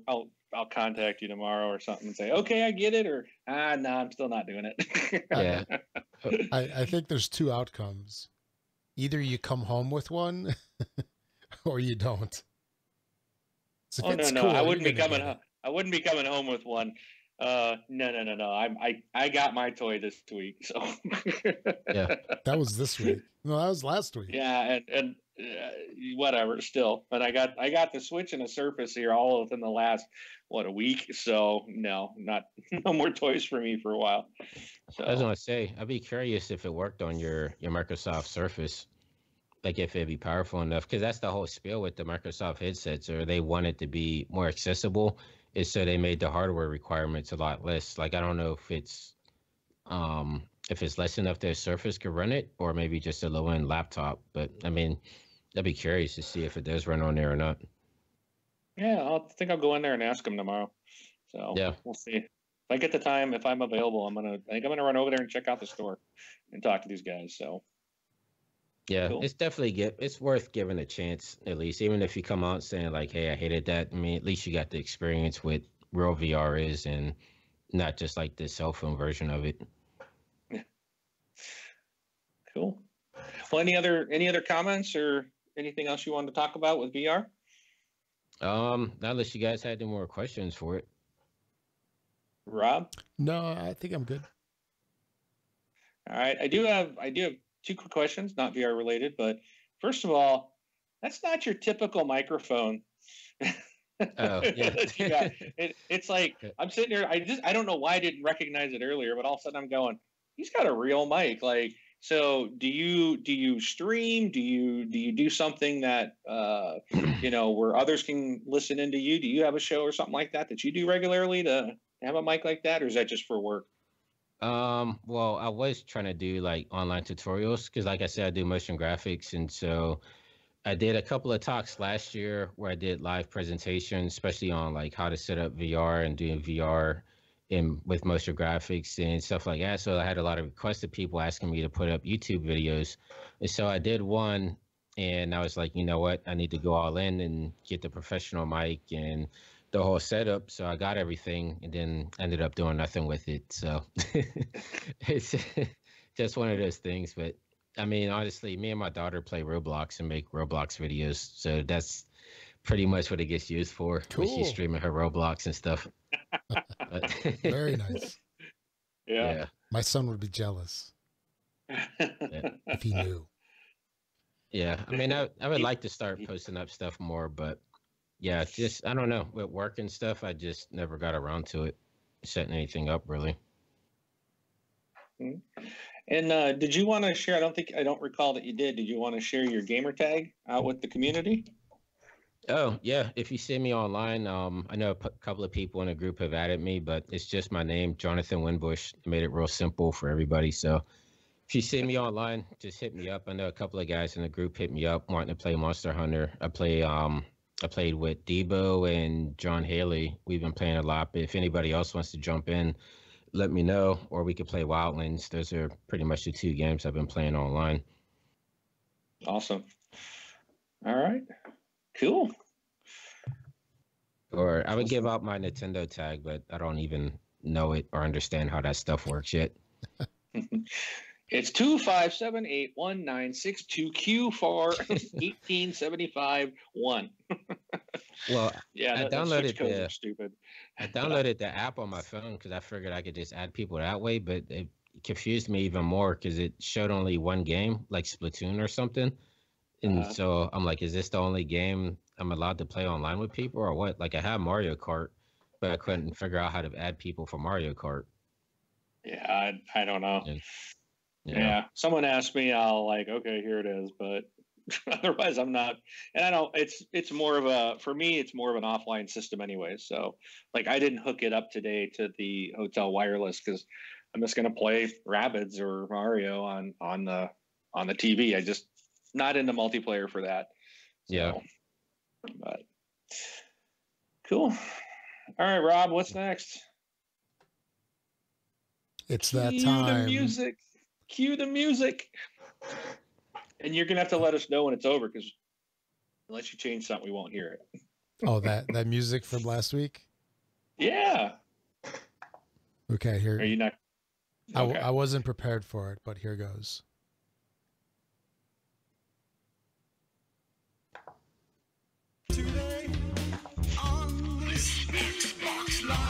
You know what? Did anybody in the group ask anything? I was on Mixer the whole time, but I didn't even think to check out Twitch. Yeah, we don't hear the music, Rob. That's all right. We'll fix that next week. No, it's playing right now. You're talking over it. Okay. Get ready for this rant. Okay, everybody's ready for your rants. Oops. Okay. I just hit play again. It's that time again, folks. The Wingman rant. All right. So this week I'm a little frustrated at people in general, at politicians, at just, you know what? I'm tired of people blaming video games and any form of entertainment as the reason that for like mass shootings or for other violent acts. It's not it. You go back in history and people used to blame the waltz for things. They wanted to ban the waltz, which today is like, it's a dance. It's like there's nothing even, how could you ever look at that? But back in the day, that's what people thought. And then it's like, oh, it's okay. And they've continued. Rock and roll used to be considered devil music and influencing people, and it just keeps going on. And now like video games seems to be the fodder that people are going after. And what really frustrates me the most is I am a gun owner. I'm a gun supporter. I'm a Second Amendment supporter. There's a reason that's there. And I get really frustrated when people try to take a tragedy like the recent tragedy in Florida and turn it into something and exploit children to push their cause, which has nothing to do. They're not even related. It's like if they act like they want to solve the problem by, well, if we get rid of the guns, we're going to solve all this problem. And it's like, no, it's not. Go and look at the facts. Look at the FBI data. And more people are killed by other devices outside of handguns or rifles. Knives are huge. It's like, are we going to ban knives? Are we going to ban cars? Because people die in cars every day. It's not. They don't care. They're just saying they care. And then to see these people exploit children to try to push their agenda just really grinds my gears. I'm all for having, a real discussion about it, but it's not just an outright, let's get rid of everything. The Second Amendment is in there for a reason, to protect us from a tyrannical government, which is why this country even exists, because we fought our way from a tyrannical government and said it will never happen again, period. So no matter what story you put around that to try to say we don't need this anymore, it's simple. We need the citizens need to be able to stand up to the government, period. But anyways, I don't want to go on a whole big rant to that. But one of the stories that came out this week, kind of tying into this, is that there's tax levies are being proposed for M-rated video games. This is happening in Rhode Island. So Rhode Island representative wants to raise the tax rates on M-rated video games to fund mental health provisions in schools. Fine. I have no problem with tax dollars going towards mental health provisions in our schools. The problem is there's so much money that is going into our schools, yet every time I turn around, I'm being asked to pay for stuff. Like nothing is provided anymore at the schools. I have to pay to register my children, even though I'm paying taxes and paying for the school. If my children want to go there, I have to pay to register them. I have to pay for uniforms. I'm forced to purchase a yearbook for my child, even though they don't need one. They're not in high school yet. And it's like, they don't have sports programs, and the sports programs now have to raise their own money, and you have to bring your own supplies. They don't even provide supplies anymore, and it's just insane. So it's like, I don't believe that this tax is gonna go to serve the proper purpose. It's gonna go into the politicians' pockets like every other tax dollar.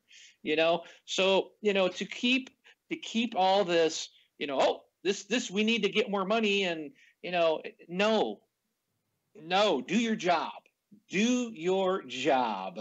Listen to the people, okay? Because we're telling you what you need to do. Stop acting like you know better than everybody else. Listen to your people and stop pushing your agenda and exploiting children to do that. And actually use our money the proper way to do the right things. All right. I got to quit because I'll just keep going. But that's my rant for the week. I don't want to get too political. So that's it. I'm done. Okay. What's up, Rob? Alrighty. On to community. This hate mail already coming in. Yeah, sometimes you gotta turn yourself off all the political stuff, especially with how widespread it is these days. Like when I go online, I don't like my web browser is just a blank screen. just because I was tired of seeing like all this stuff in Yahoo News popping Yeah. up every time I go on, and I Yeah. can't even listen to NPR radio anymore because it's all politics all the time now. So it's like I just try to kind of keep myself away from all that stuff, or else you'll go insane. Like video games is one of those places I can really go to kind of just turn all that stuff off and get away from it for a bit. Yep, we're all human beings on this big blue marble. Let's just try to get along. I don't care that if somebody's, a Republican or a Democrat or an independent or whatever. I don't care, but let's be human towards each other. Let's figure out these problems and talk, not yell at each other. It's ridiculous what the politicians in our country are doing. They just like, nope, my guy's not in. I'm not listening. I'm going to cause a problem. And then when their guy gets in, then the other side goes, nope, we're not listening. Our guy's not in. Guy, gal, whatever, goat. I don't care. Probably get in trouble because I said, oh, you said guy got in. You didn't. You hate women. Oh, geez. It's just you can't even speak anymore. Yeah, I mean, So- it's like sports now. Everybody kind of just picks a team, and that's who you go with, no matter what. And that's the most annoying part about it. So that's why I Yeah. tend to just try to stay out of it. Just Yeah. and you can't win, so just try to keep yourself sane. Play more games. Yeah. Mhm. But even there, it's gone into there. Well, you can't play on Xbox. Sony rules or no Nintendo rules or PC Master Race. Like, come on! I'm a gamer, dude. I want to play on. Yeah. I want to play on anything I can. Oh, all right. So, anyways, we have as a reminder, we have a giveaway coming up, and this is for our UK listeners or anybody in that uses Amazon UK. We're giving away 41 pounds. You're going to send in your voicemail saying what you like most about the podcast and what is one thing you would change or add if you could. And we will pick a winner next week and announce that winner. And if you thinking, nope, I don't have a chance right now, you have a very excellent chance of winning because people just don't want money for some reason. If you send one in, you have an excellent chance of winning at the moment. All right, Rob, turn it back over to you. Alrighty. So, if you want to leave us a voicemail, for example, for a contest, if you're in the UK, you can do that by going to thisxboxlife.com and then click on the send voicemail widget or whatever it is. It's up on the right-hand side. It pops up. You can do that on mobile devices or on your PC. Alternately, you can also just do a recording and email us at contact@thisxboxlife. And you can also send a general voice or email or questions, etc. also to that contact@thisxboxlife. We did get one email from Naughtius Maximus. Naughtius writes in, the EA sale going on in the Microsoft Store on Xbox is offering both digital versions of Mass Effect 2 and 3 for $7 each right now. Great for those of us who have only been able to use the disc version. Actually, weren't those multiple disc? Or at least 3 was? Wasn't it like 2 or 3 discs? What game was that? Mass Effect 3? 2 and 3? I thought those were multiple disc for some reason. I only played 3. I'm trying to think back. I think 3 was multiple discs. Now that I think about it, I think it might have been 2 discs though. Yeah, it was so long ago. Anyway, then all the DLC for them can also be downloaded as soon as you buy them.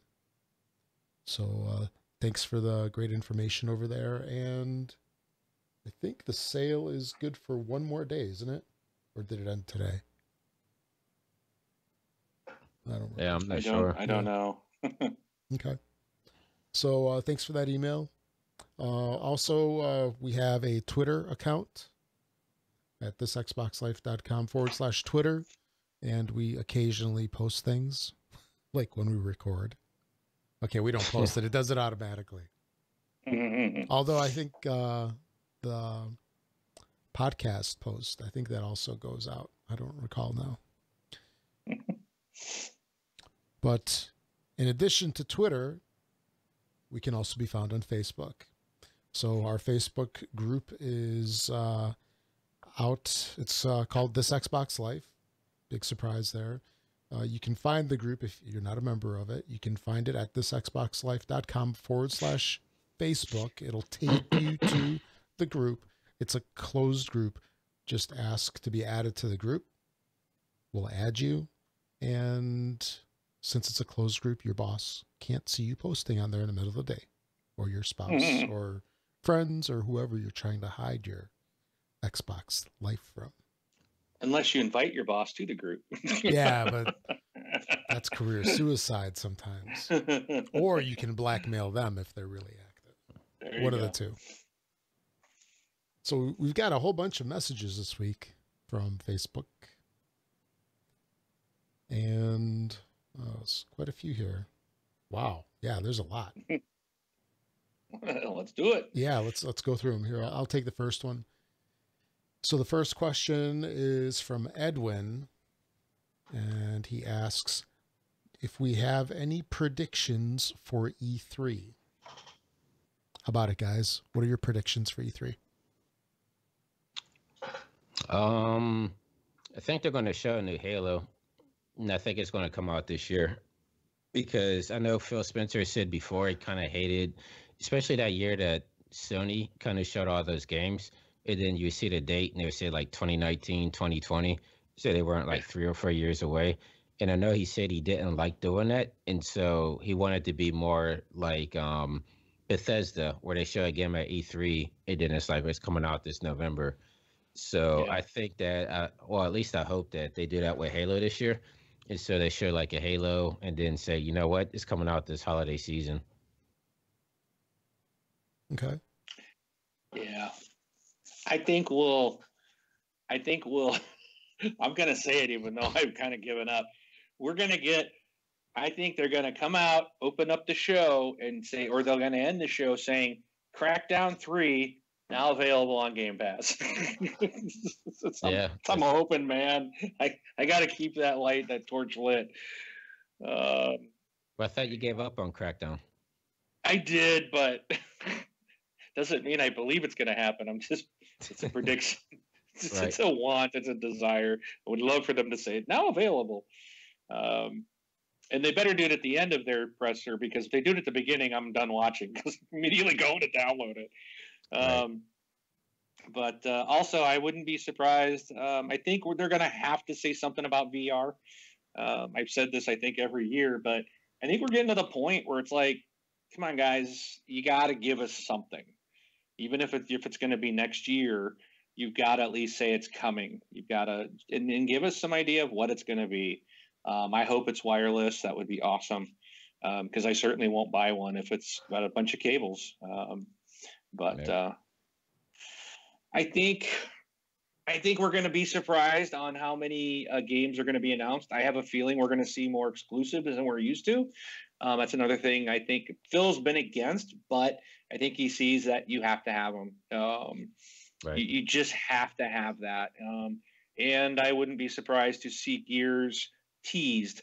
Halo this year, maybe Gears next year, but maybe a teaser trailer for Gears. Maybe getting Call of Duty DLC or, back first on the platform like we used to have on the 360. So is that over for Sony? I don't know when it ends. I don't know how long, but but I don't even care about stuff like that. I don't like, I'd almost rather like when they like right now, even though we get Tomb Raider on our side, I don't think it's fair that Sony's got to wait a whole year. I didn't like it with Destiny where they made Xbox wait 2-3 years to get your content. I just think that's crap. And I don't want to see that. I think a couple of weeks is fine. You want to have an exclusive, there's got to be a limitation, because when you get to a year or two, then what's the point? Just buy the freaking studio and making it an exclusive. I think that's what they should do. I would love to see Phil come out and say, hey, we picked up this studio, and here's some first party games coming out that are exclusive to Windows and the Xbox. I think that's awesome. That's what I'm predicting we're going to see. More games, more exclusives, real exclusives this time, not console launch exclusive. But that was kind of awkward last year. Yeah. So, but anything from you, Rob? So I think they're gonna pedal the new Elite controller. Yeah. I'll say that. Oh, yeah. So brand new Elite controller, and I'd really love to see something on the next Forza Horizon. Oh yeah. That they've got to announce that. And You know what? I'd say rather than a Forza Horizon, I think they should throw a third game in the series. Like, have you guys played the Blur game before on the 360? Oh yeah, Oh yes. Yeah, I think it'd be cool if they did like a Forza Blur type game, like an arcade racer. Oh, Like man. I almost want that more than the open world thing. 'Cause I really like Blur, and then that just kind of disappeared. They never yeah. did any sequels or anything. Dude, Oh, Blur is absolutely. like Rob's and our dream arcade games. Like, yeah, that was so great. We want Blur too.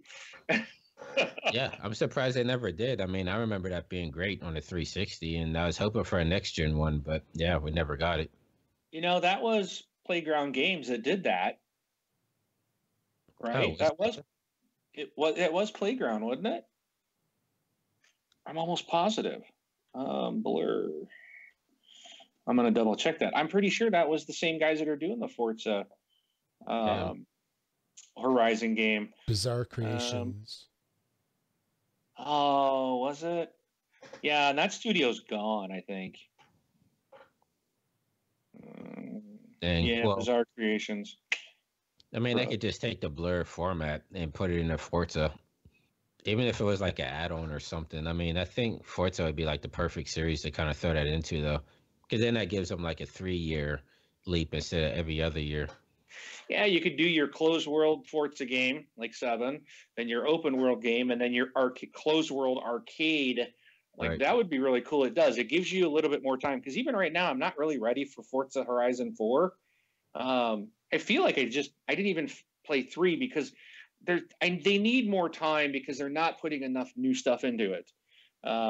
It's just like the same game all the time, and it looks great and it gets better. The last one was cool with the Hot Wheels. Yeah. Oh, but what are you going to do next time? You know, it's like, okay, it's going to come out this year. It's like, yeah, I think you're right. That'd be nice to see something like Blur coming in and making that 3 studio.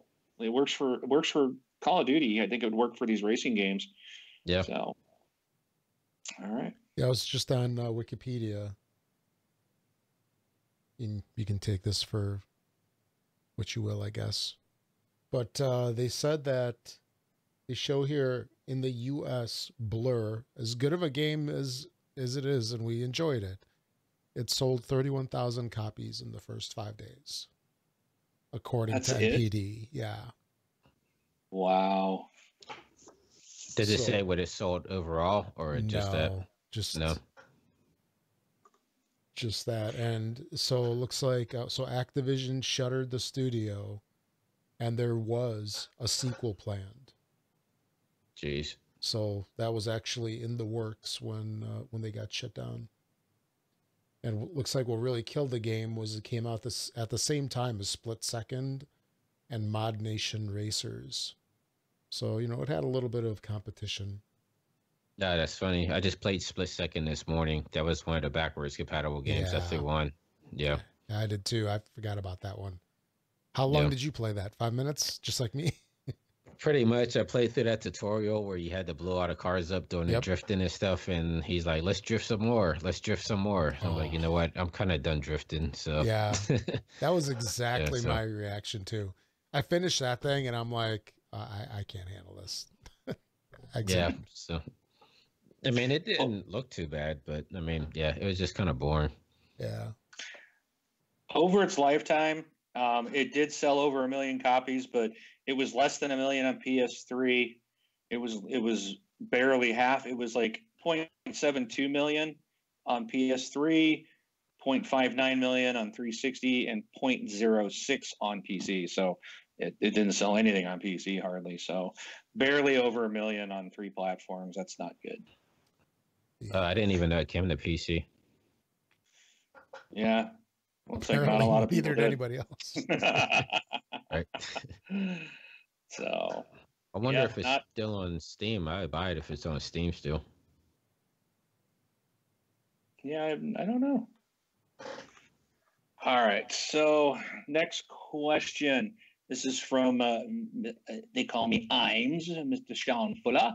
Says, what game do you predict will be hugely overhyped and underdelivered in 2018? Crackdown This is- 3? No, don't even shut up. They're not overhyping it. Oh, They're it's a hyping good it one. with delays. Whatever. I think that will be the opposite. That'll be underhyped and overachieving. That's what I'm gonna say. I don't know. Do you guys know of anything coming out this year that you think will be overhyped? Is that new Final Fantasy coming out this year? The remake one that they announced before, was it 7? Final Fantasy 7? Yeah, I have no idea. Because I know that when they announced it on the Sony stage that one year, everybody got excited, and then like as they dug deeper into it, it looked like it wasn't going to be exactly Final Fantasy 7 remake. They're going to make it like episodic or something weird like that.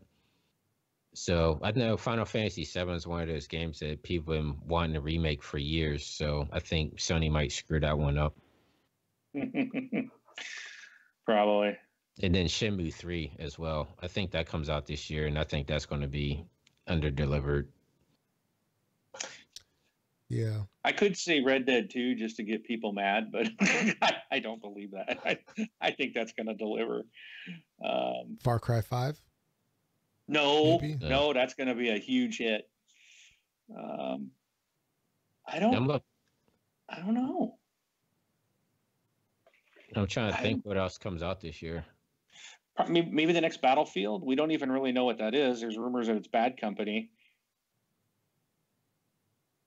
I could see that one maybe under delivering. Did you guys like Sea of Thieves when you guys played it? Yes and no. I wouldn't buy it. I put it that way. And that I only going to be playing because it's going to be in the Game Pass. Right.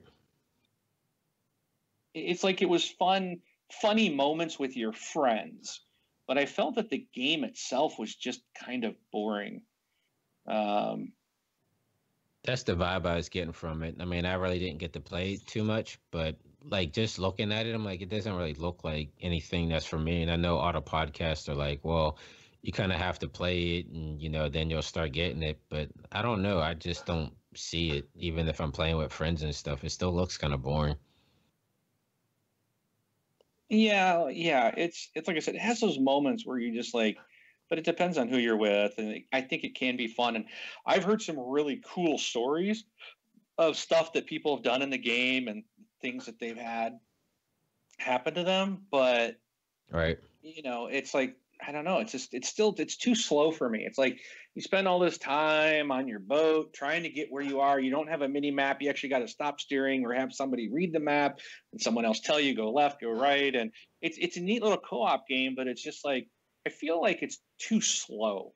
But I think there's a lot of neat things that game's going to have, and people who love it are just going to absolutely be, amazed and taken back by it. But so do you think it will be a big hit for Xbox then, or do you think it's going to be one of those, those new IPs that they kind of take a hit on like they've been doing this generation? I think it's going to be more of a, I don't know. I don't know. It seems like hear they have a lot of riding people that on it. love it. Yeah.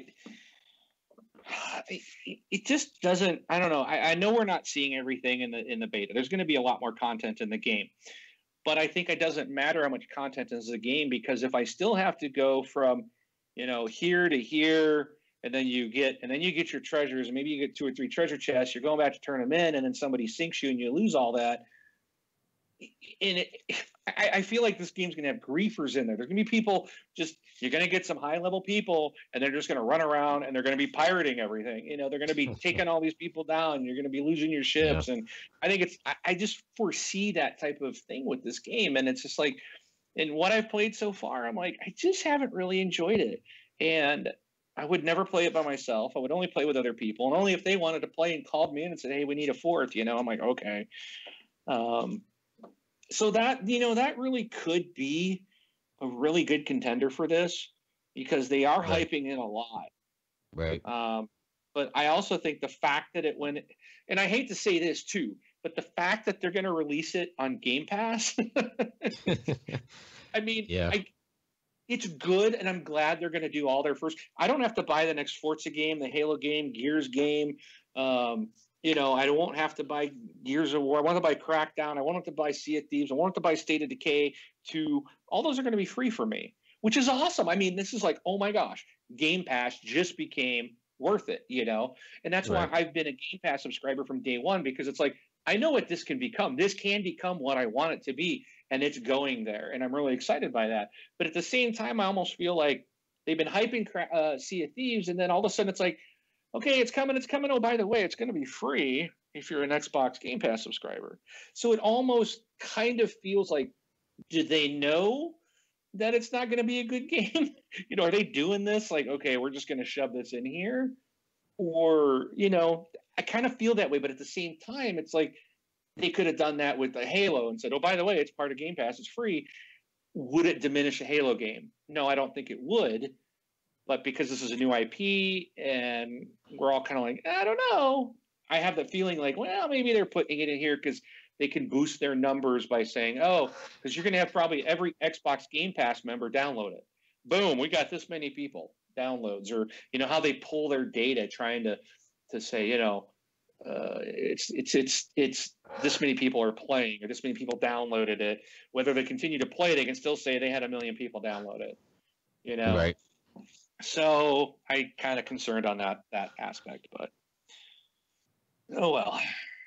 Yeah, I mean, I kind of wanted to get it just so they would keep investing in first party games, but I don't think it's something that I would really play.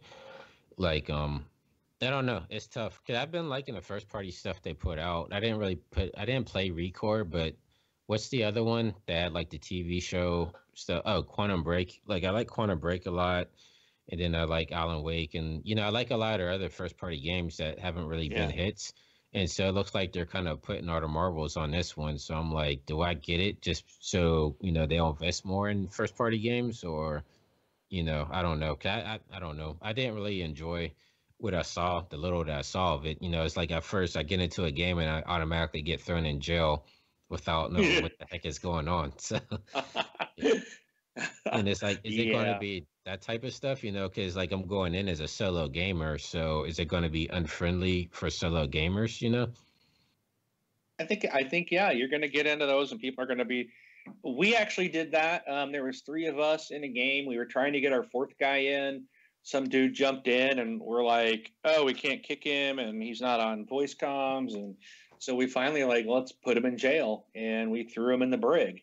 And after a couple minutes, he finally dropped out of the game, and we got our 4th person in. So, I think it's like we did it. We did it. We didn't want to do it. We were trying to say, "Hey, dude, we're trying to get a 4th guy in," but it's because we were having connection problems from the game. So another guy got in. But yeah, I can see that happening. And I've heard of other people happening to them too. So, but we shall see. Now, do you think that just to go off that question again, do you think that PUBG will be a big flop? Because it's not even 1.0 yet, and you're already starting to see people fall off of it. The fall off, though, I think, is from the PC side because of the massive amount of hacking going on. So that's not affecting Xbox at all? My understanding is it's not affecting Xbox. But on the Xbox side, Fortnite is the same game, essentially. Okay, they are the same game, and Fortnite's free. And Fortnite runs better. It actually works. It actually has a ton of new content they're constantly putting into it. It has a building mechanic, which actually is kind of fun. And again, I like PUBG.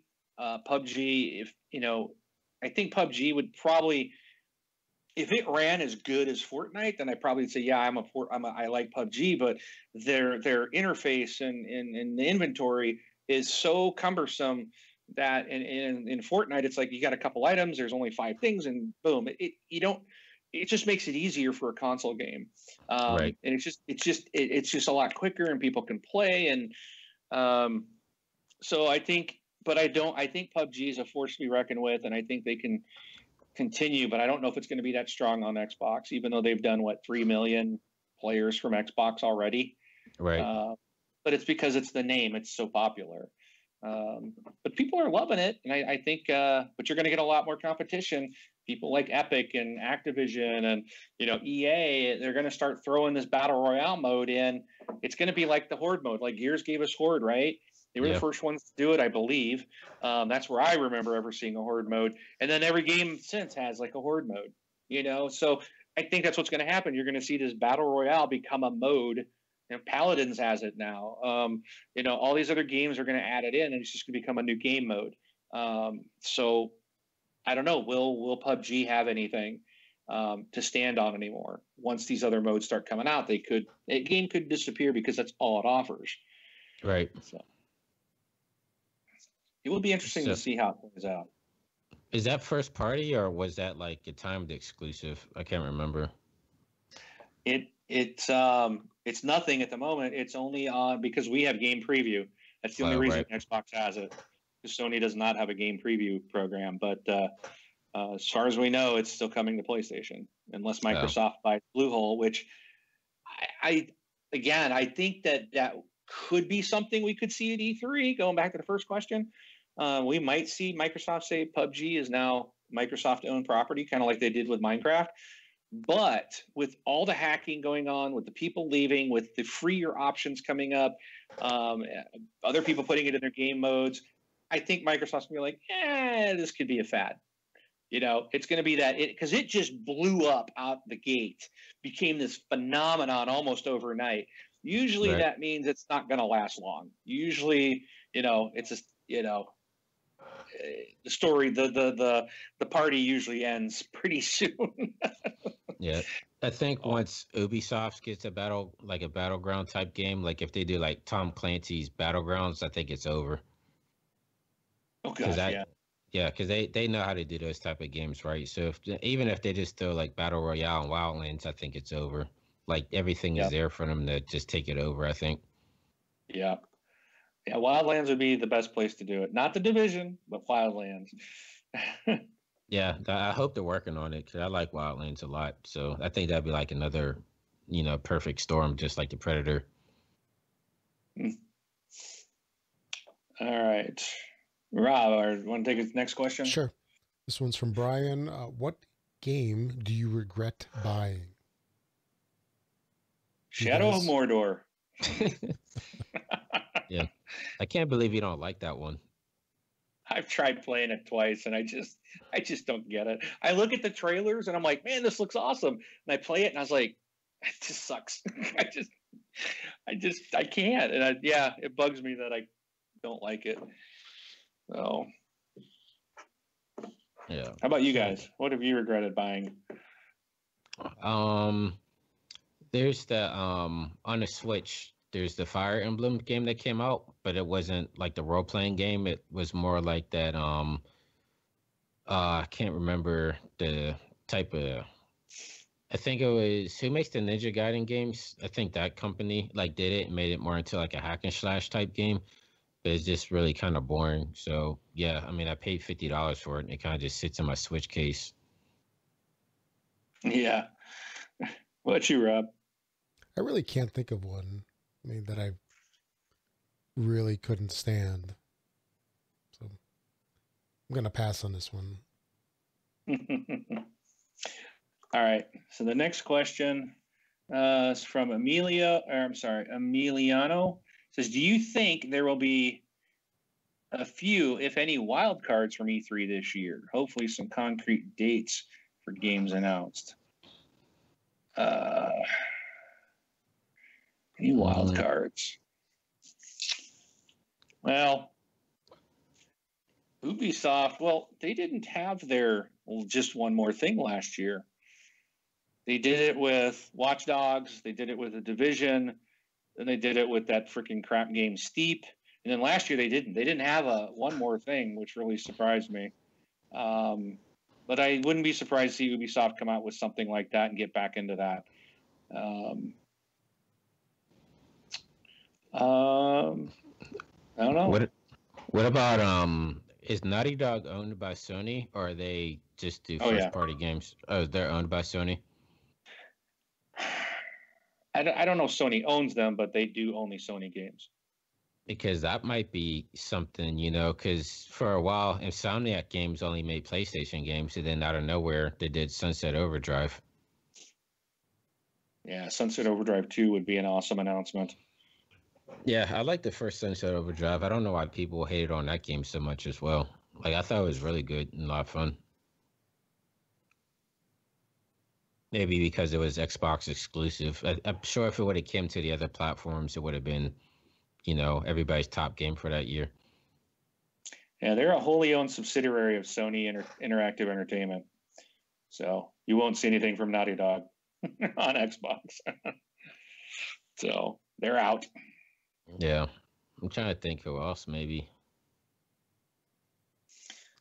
Yeah, I don't know any other studios that really haven't already announced or, showed any of the games that they're working on. Unless somebody just comes out of the blue, kind of like how Battlegrounds did. Yeah, we'll have to see. It'd be cool if Microsoft and Nintendo teamed up for some type of Mario game on the Xbox to give us like next gen graphics. Yeah, they did. Well, I don't think you'll ever see that, but I was Probably surprised not, to see the Rabbids Mario crossover, but yeah, I mean, it seems like Nintendo has been a little bit more loose now, I guess, with the new president over there. They've been experimenting more. Like before they said they would never do mobile games, and now they're doing mobile games and stuff. And then, the Rabbids crossover. So, yeah, I always thought it'd be cool to see maybe like a Mario type game on the Xbox, just to see it with those type of graphics. I mean, the Switch is cool, but you still get a little bit of artifacting when it's on the TV and stuff. Like you really, I'd like to see Mario pushed on next gen hardware, not when it's like 5 years old. Yeah, I think it'd be nice to see to let Microsoft push, publish software on Nintendo and Nintendo push on, all of them. I mean, if Sony would say, okay, we're going to let Naughty Dog, put Uncharted series on Xbox. I mean, Sony's going to make money off of everyone that's sold for Xbox, Right. So, I don't know. And you can always do okay, well, it's going to be a year later then if you really want to protect it. But, at least people get to see it and get to play it on the other platforms because Sony's got some good games. Nintendo and Microsoft all have good first party games. So, well, Microsoft get to that gamer mentality. Microsoft has done it with Minecraft because they still released Minecraft on the Switch and PS4 even after they bought it, and even the Minecraft story mode, they still released that one, the Telltale one. Yeah. So they're kind of leading the way. They're leading the pack doing that. So. Right.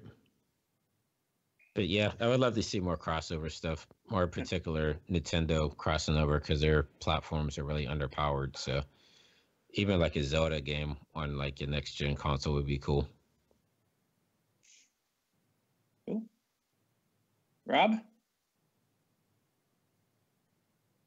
No idea. You want to take the next one from Andrew? Yes. By the way, we have a huge list. We're over 2 hours already. By the way, we're 2 hours 10 minutes in. Okay.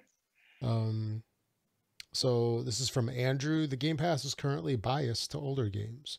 Have you gone back to any first generation or 360 games lately and rediscovered them? Have games truly moved on so that playing the first gen game is like watching a 1940s movie? That's a good analogy. I like that. Yeah, there's some. I just actually answered this earlier. Yeah. Dead Island was a 360 title, and I'm absolutely loving it. And, I don't have a problem with the vision. No, it doesn't look like, the greatest thing ever, but it's good enough, and the gameplay is so much fun that I'm loving it. So, there's a lot of stuff, and I don't think they need to go just move up to more current releases. I mean, I love to see more current releases, and we're going to get brand new games on there. So, but keep bringing them. Just make that library grow as big as possible. So, I'm fine with it. Yeah, I think some games are cool. I know a lot, like we were talking about Crazy Taxi, and I was playing Knights the other day. A lot of stuff just doesn't age well. So it all depends on the game, I guess. Like I was playing Gears of War Judgment because I never played through that, and I still think that one looks really good. Yeah, that's just not a great Gears game at all. Yeah, that's why I never played through it. Yeah. Yeah, that's brutal. That brings up a good point. I think it really depends on the game itself, because there's a couple games like I had mentioned earlier with Crazy Taxi and Tomb Raider Underworld. I forget which one it was, but those games are pretty rough. Yet I replayed Mirror's Edge, the original, and really enjoyed it. So you've got some good, some bad. Yeah. Right. All right. Matthew writes in and says, do you still use Kinect? If so, what for? I use it for taking screenshots and for turning my Xbox on and off. Outside of that, that's all I use it for. Yeah, both of my Kinects are used to fill a box in my closet. They hold that box down. Yes. They're doing a great job. Yeah. When I got my One X, I decided not to hook up the Kinect because I was like, I'm not going to really use it. But then it was just collecting dust anyway, so I said, why not? So I recently hooked it up, but yeah, I haven't really been using it for anything except for Xbox Record that, or if I'm playing a game and just a mixer on the broadcast. But other than that, really, there's been no Kinect games coming out. So yeah, I guess it kind of just sits there. Yeah. Okay, next one's from Sai. And Sai says, what game will Wing get first for his Switch? Well, So I think that already bought happened. Yeah, I got the Mario Odyssey? first, and then I bought Rabbids today. So those are the two I have. How far did you get into Odyssey? I don't know. I'm not very far into it. No. So I really didn't even necessarily want it. It was like my second choice. But when I bought the Switch, I'm like, well, I got to buy a game. And they didn't have the digital codes at GameStop for Rabbids for some reason. So I bought the digital code for Mario. So, Right. but it's okay. It's a 3D platformer, so I struggle with those. But I'm working on it. It's not bad. It's kind of fun. So my biggest complaint there is it's like I struggle with, and maybe with this controller that I bought, it might be easier. But when I'm playing it on the Switch, the sticks, like I never seem to be aimed right to throw my hat. So Yeah. it's always like, oh, I'm gonna aim it, I'm gonna throw my hat at you, and the hat goes this way. So it's like, crap. But Do your hands cramp up when you play the Switch? Like I notice if I'm playing it undocked, my hands tend to get cramped up. So I usually just put it on his kickstand and use my Pro controller. I don't know why my hands are shaped funny, maybe, or something. But yeah, after playing a couple minutes with the undocked mode with the controllers on his side, I find my hands starting to really hurt. no, I haven't yet, and I actually kind of like playing it that way. But like for here, I just docked it. It's just nicer to sit back and play it on a bigger screen. But Right. I've sat on the couch and played it docked and thought it was fine. So Hey, All right, real quick on the Switch. I don't know if you guys would know this, but like the Switch that I have, my son's been playing it like crazy, and I really haven't done much with it.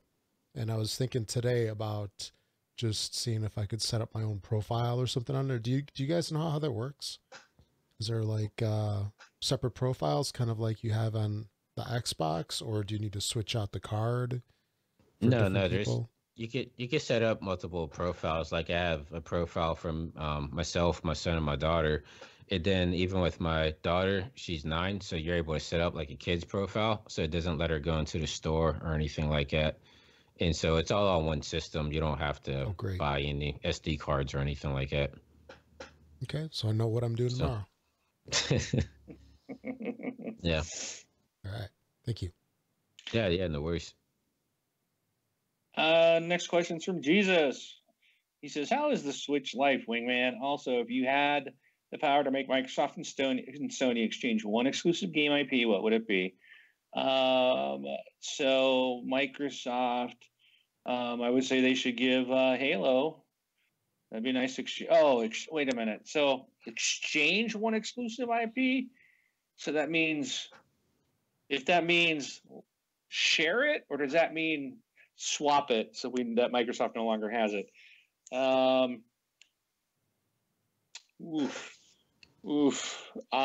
would say Sony, I'd say give us Infamous. I actually think I enjoyed Infamous more than Uncharted. And I know they're not making Infamous anymore. I think they're done with that, but I would love to see that. If I have to lose a game for Microsoft to give to Sony, I would say, How about the Keflings? anything from Remedy. Oh, you don't like the Remedy games? Sorry, man. Jonathan. Man, I'm still waiting for. I've tried, man. I've tried. I guess I don't get their games. I didn't care for Alan Wake. I didn't care for Alan Wake American Nightmare. I stopped playing Quantum Break. Quantum Break. Yeah, I just I don't know. I can't get into their games for some reason. So, yeah, I was going to say give them Recore since nobody played it anyway.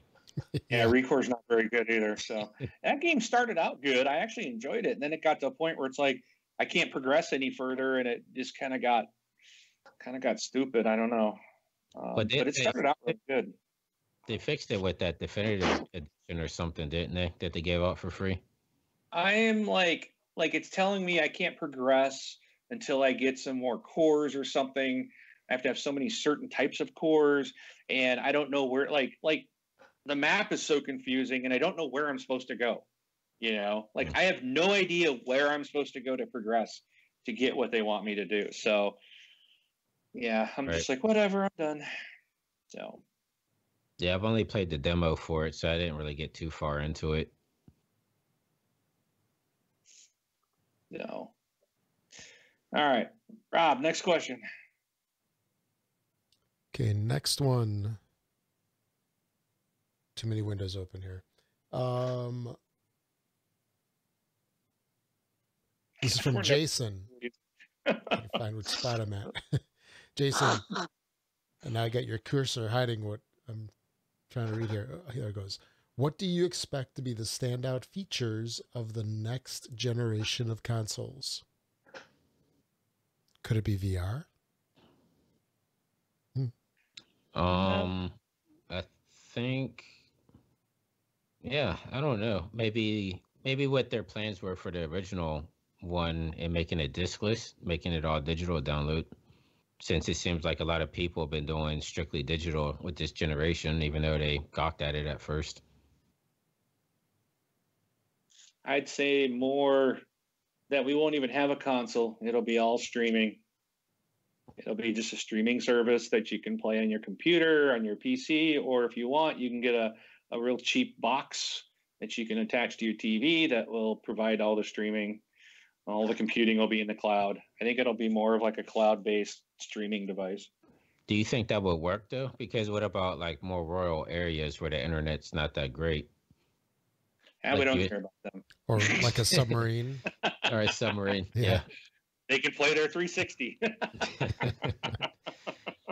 Yeah. I still think you need a console. Yeah. Maybe. Well, at least to download the game. I know Microsoft wants to kind of do the whole Netflix thing, so maybe it does become like a game service, but I still think you need something for it to download to, because that's what their whole spiel is too, because Sony does a streaming thing, and I guess it doesn't work that well. And so Microsoft is like, well, with our Game Pass, you can download the games that way. You don't have to worry about buffering or anything of that nature. Well, then they can just give you a tiny little box that connects to their service. And if you can stream or you can download, but then you attach your own external drive. It cuts their cost. It's like they can sell it as a streaming thing, but give you the opportunity to plug it in, download the game, and play it locally. Yeah, that could be an opportunity.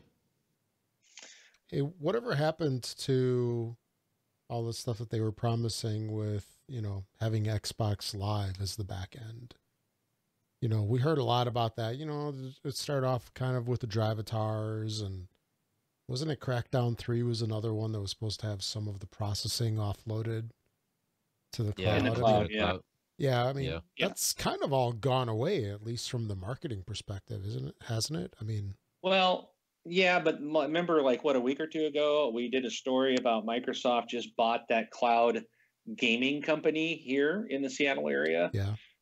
So I think that type of stuff is going to be expanded, and maybe that whole cloud thing was the problem with Crackdown being, delayed, or maybe not. Maybe it was just that people said this game looks like the original Crackdown. It looks terrible, So hopefully they improve the visuals on that and make it a true 4K game.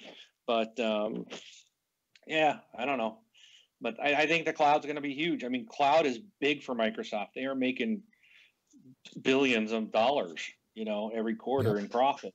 And the biggest part of that right now is cloud.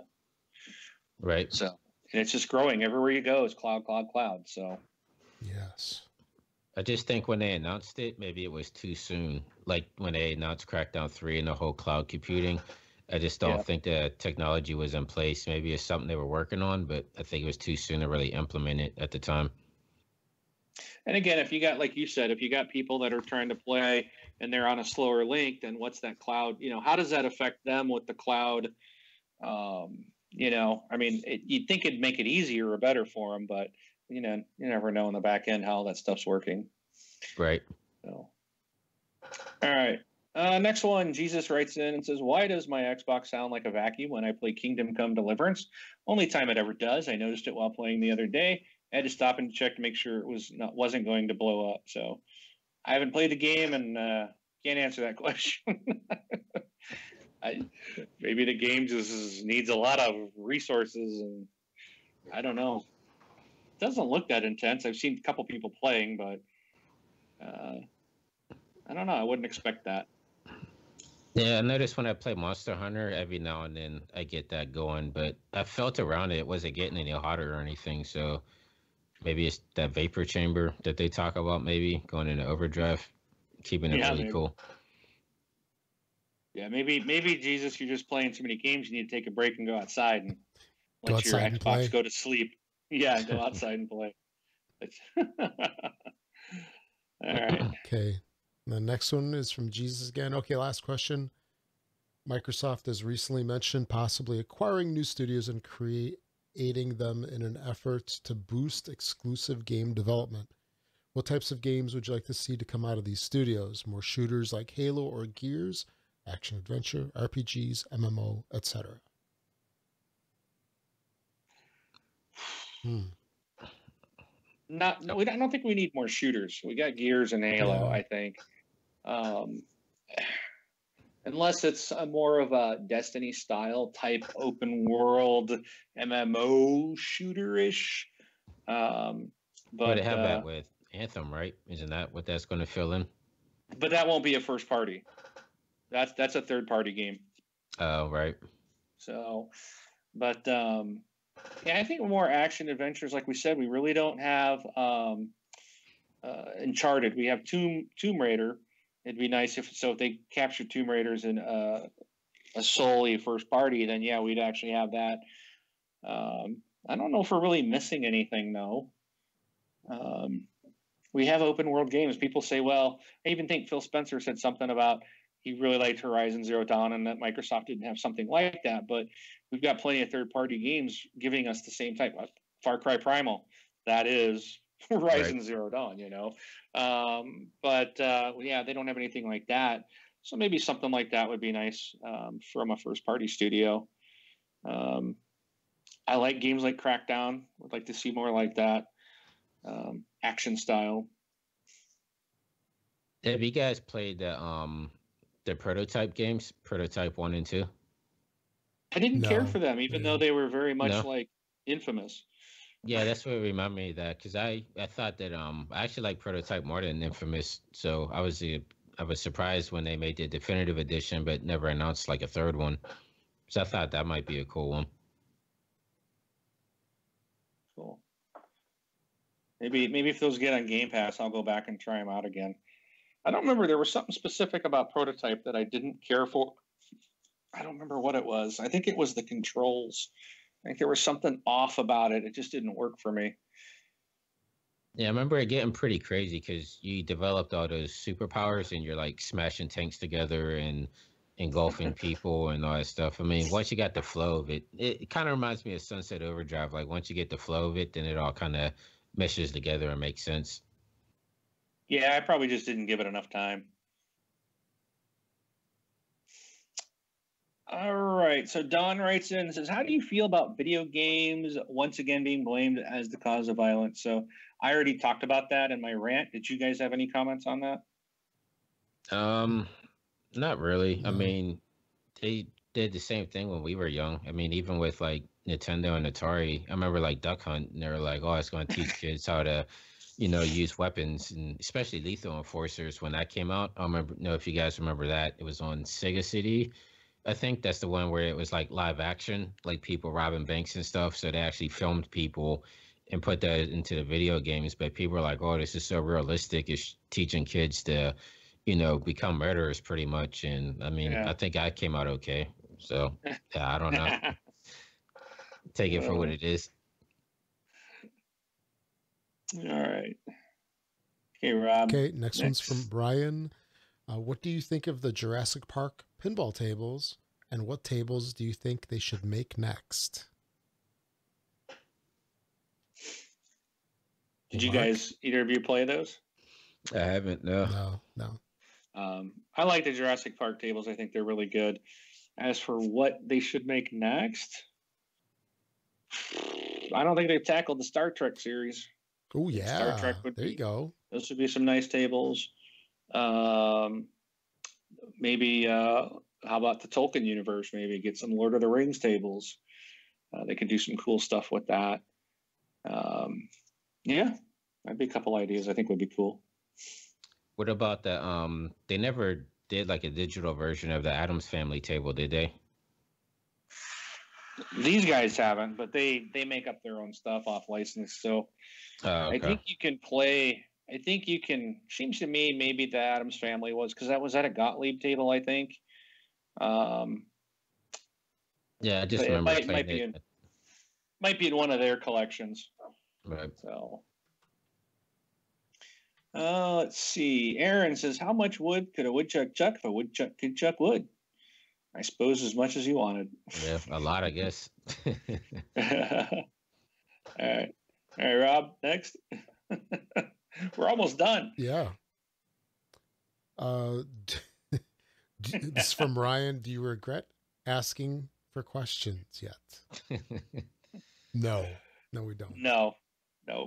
Keep them coming. Sean writes and says, "How to make money using the Xbox One? Also, seriously, Destiny 2, how to find help from other players when there's no chat like World of Warcraft. So how to make money using your Xbox One? Start streaming on Mixer. And you can make money there. People are doing that for a living. But don't expect it to happen overnight. But go on, get to know the Mixer community, get to know those people, talk with other streamers, set a schedule and stick to it consistently to draw viewership and be entertaining. And you can earn money. As for Destiny 2, I can't answer the question because I don't play the game. So the heck with that company.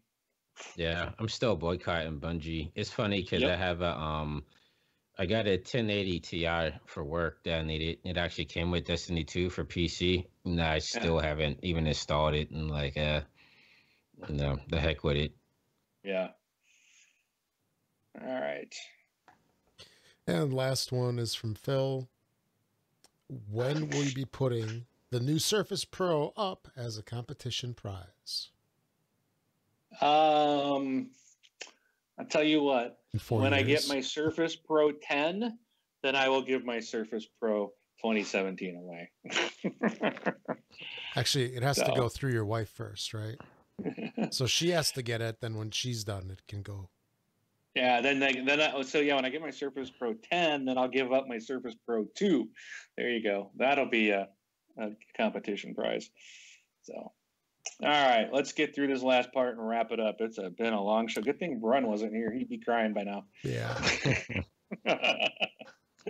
All right. So for this week's retail releases, there's a few things here. So this is for the week of February 26th through March 4th. We have on the 27th, Immortal Redneck, Gravel, De Blob 2, and that was not just me saying the with a Chicago accent. It was DE Blob 2. On the 28th, we have Riftstar Raiders, Deep Rock Galactic, Darkest Dungeon, Bridge Constructor Portal, Switch or Die Trying.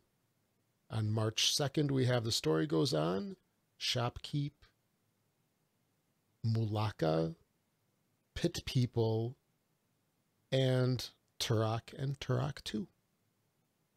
So out of all of these here, let me go through these real quick.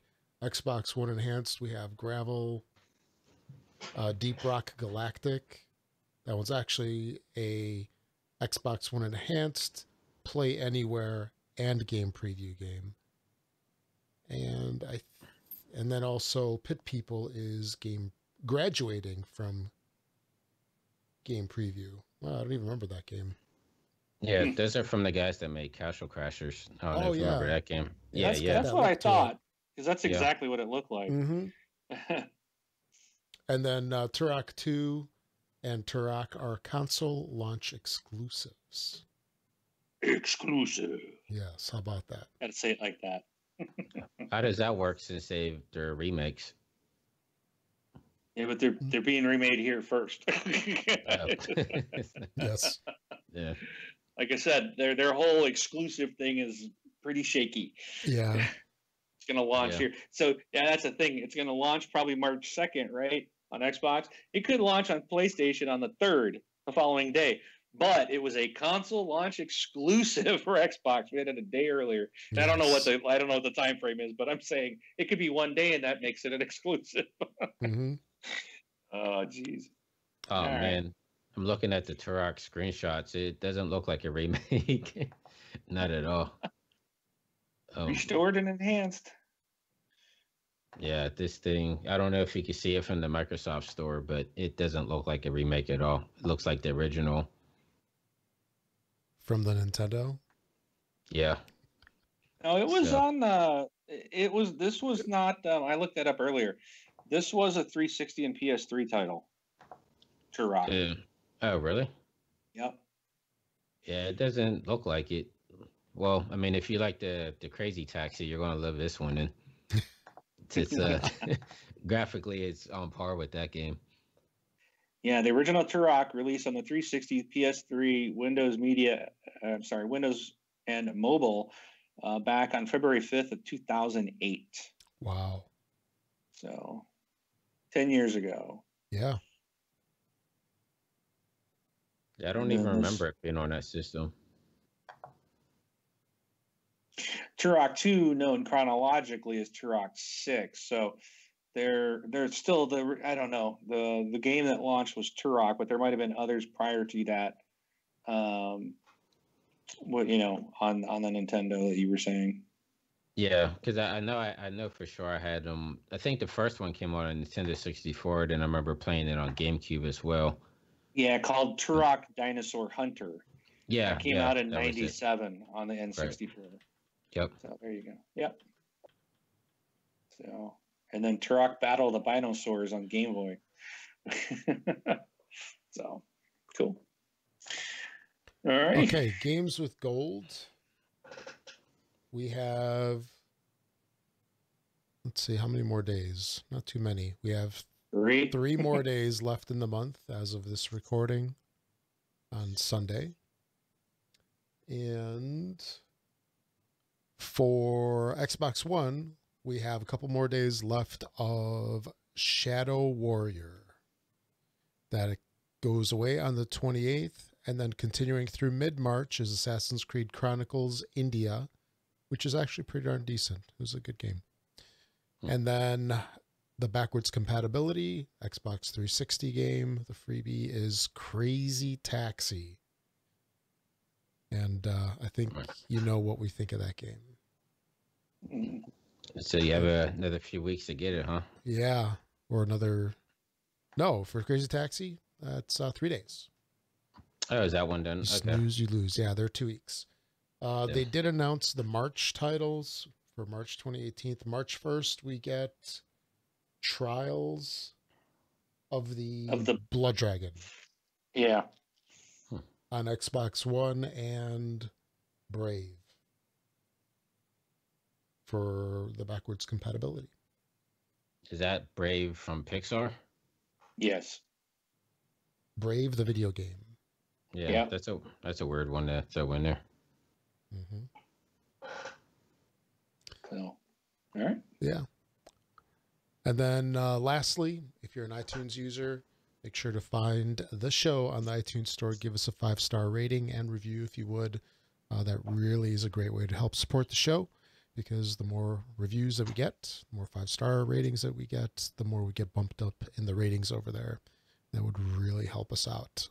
Also, you can find us on Mixer, Twitch, and YouTube. So make sure to follow us over there and watch the streams if you would. And as usual, if you're making any purchases on Amazon, doesn't matter what they are, just make sure to use our affiliate link. And that's another great way to help support the show. It does not cost you anything extra, but it does help support the show. You can find our affiliate link at thisxboxlife.com. Just click on the Amazon logo on the homepage, or go to thisxboxlife.com/Amazon, and then click either the US store or the UK store. When you get over there, you can search for whatever you want. It does not have to be video game related. And I believe that is it for this episode. All 2.5 hours of it. Oof. That's the longest one in a long time. That's okay. It was a great show. Yes, it was. Yeah. Thank. All right. Well, thanks, Jonathan, for joining us and updating us on VR, the world of VR. We appreciate that. Yeah. Anytime, guys.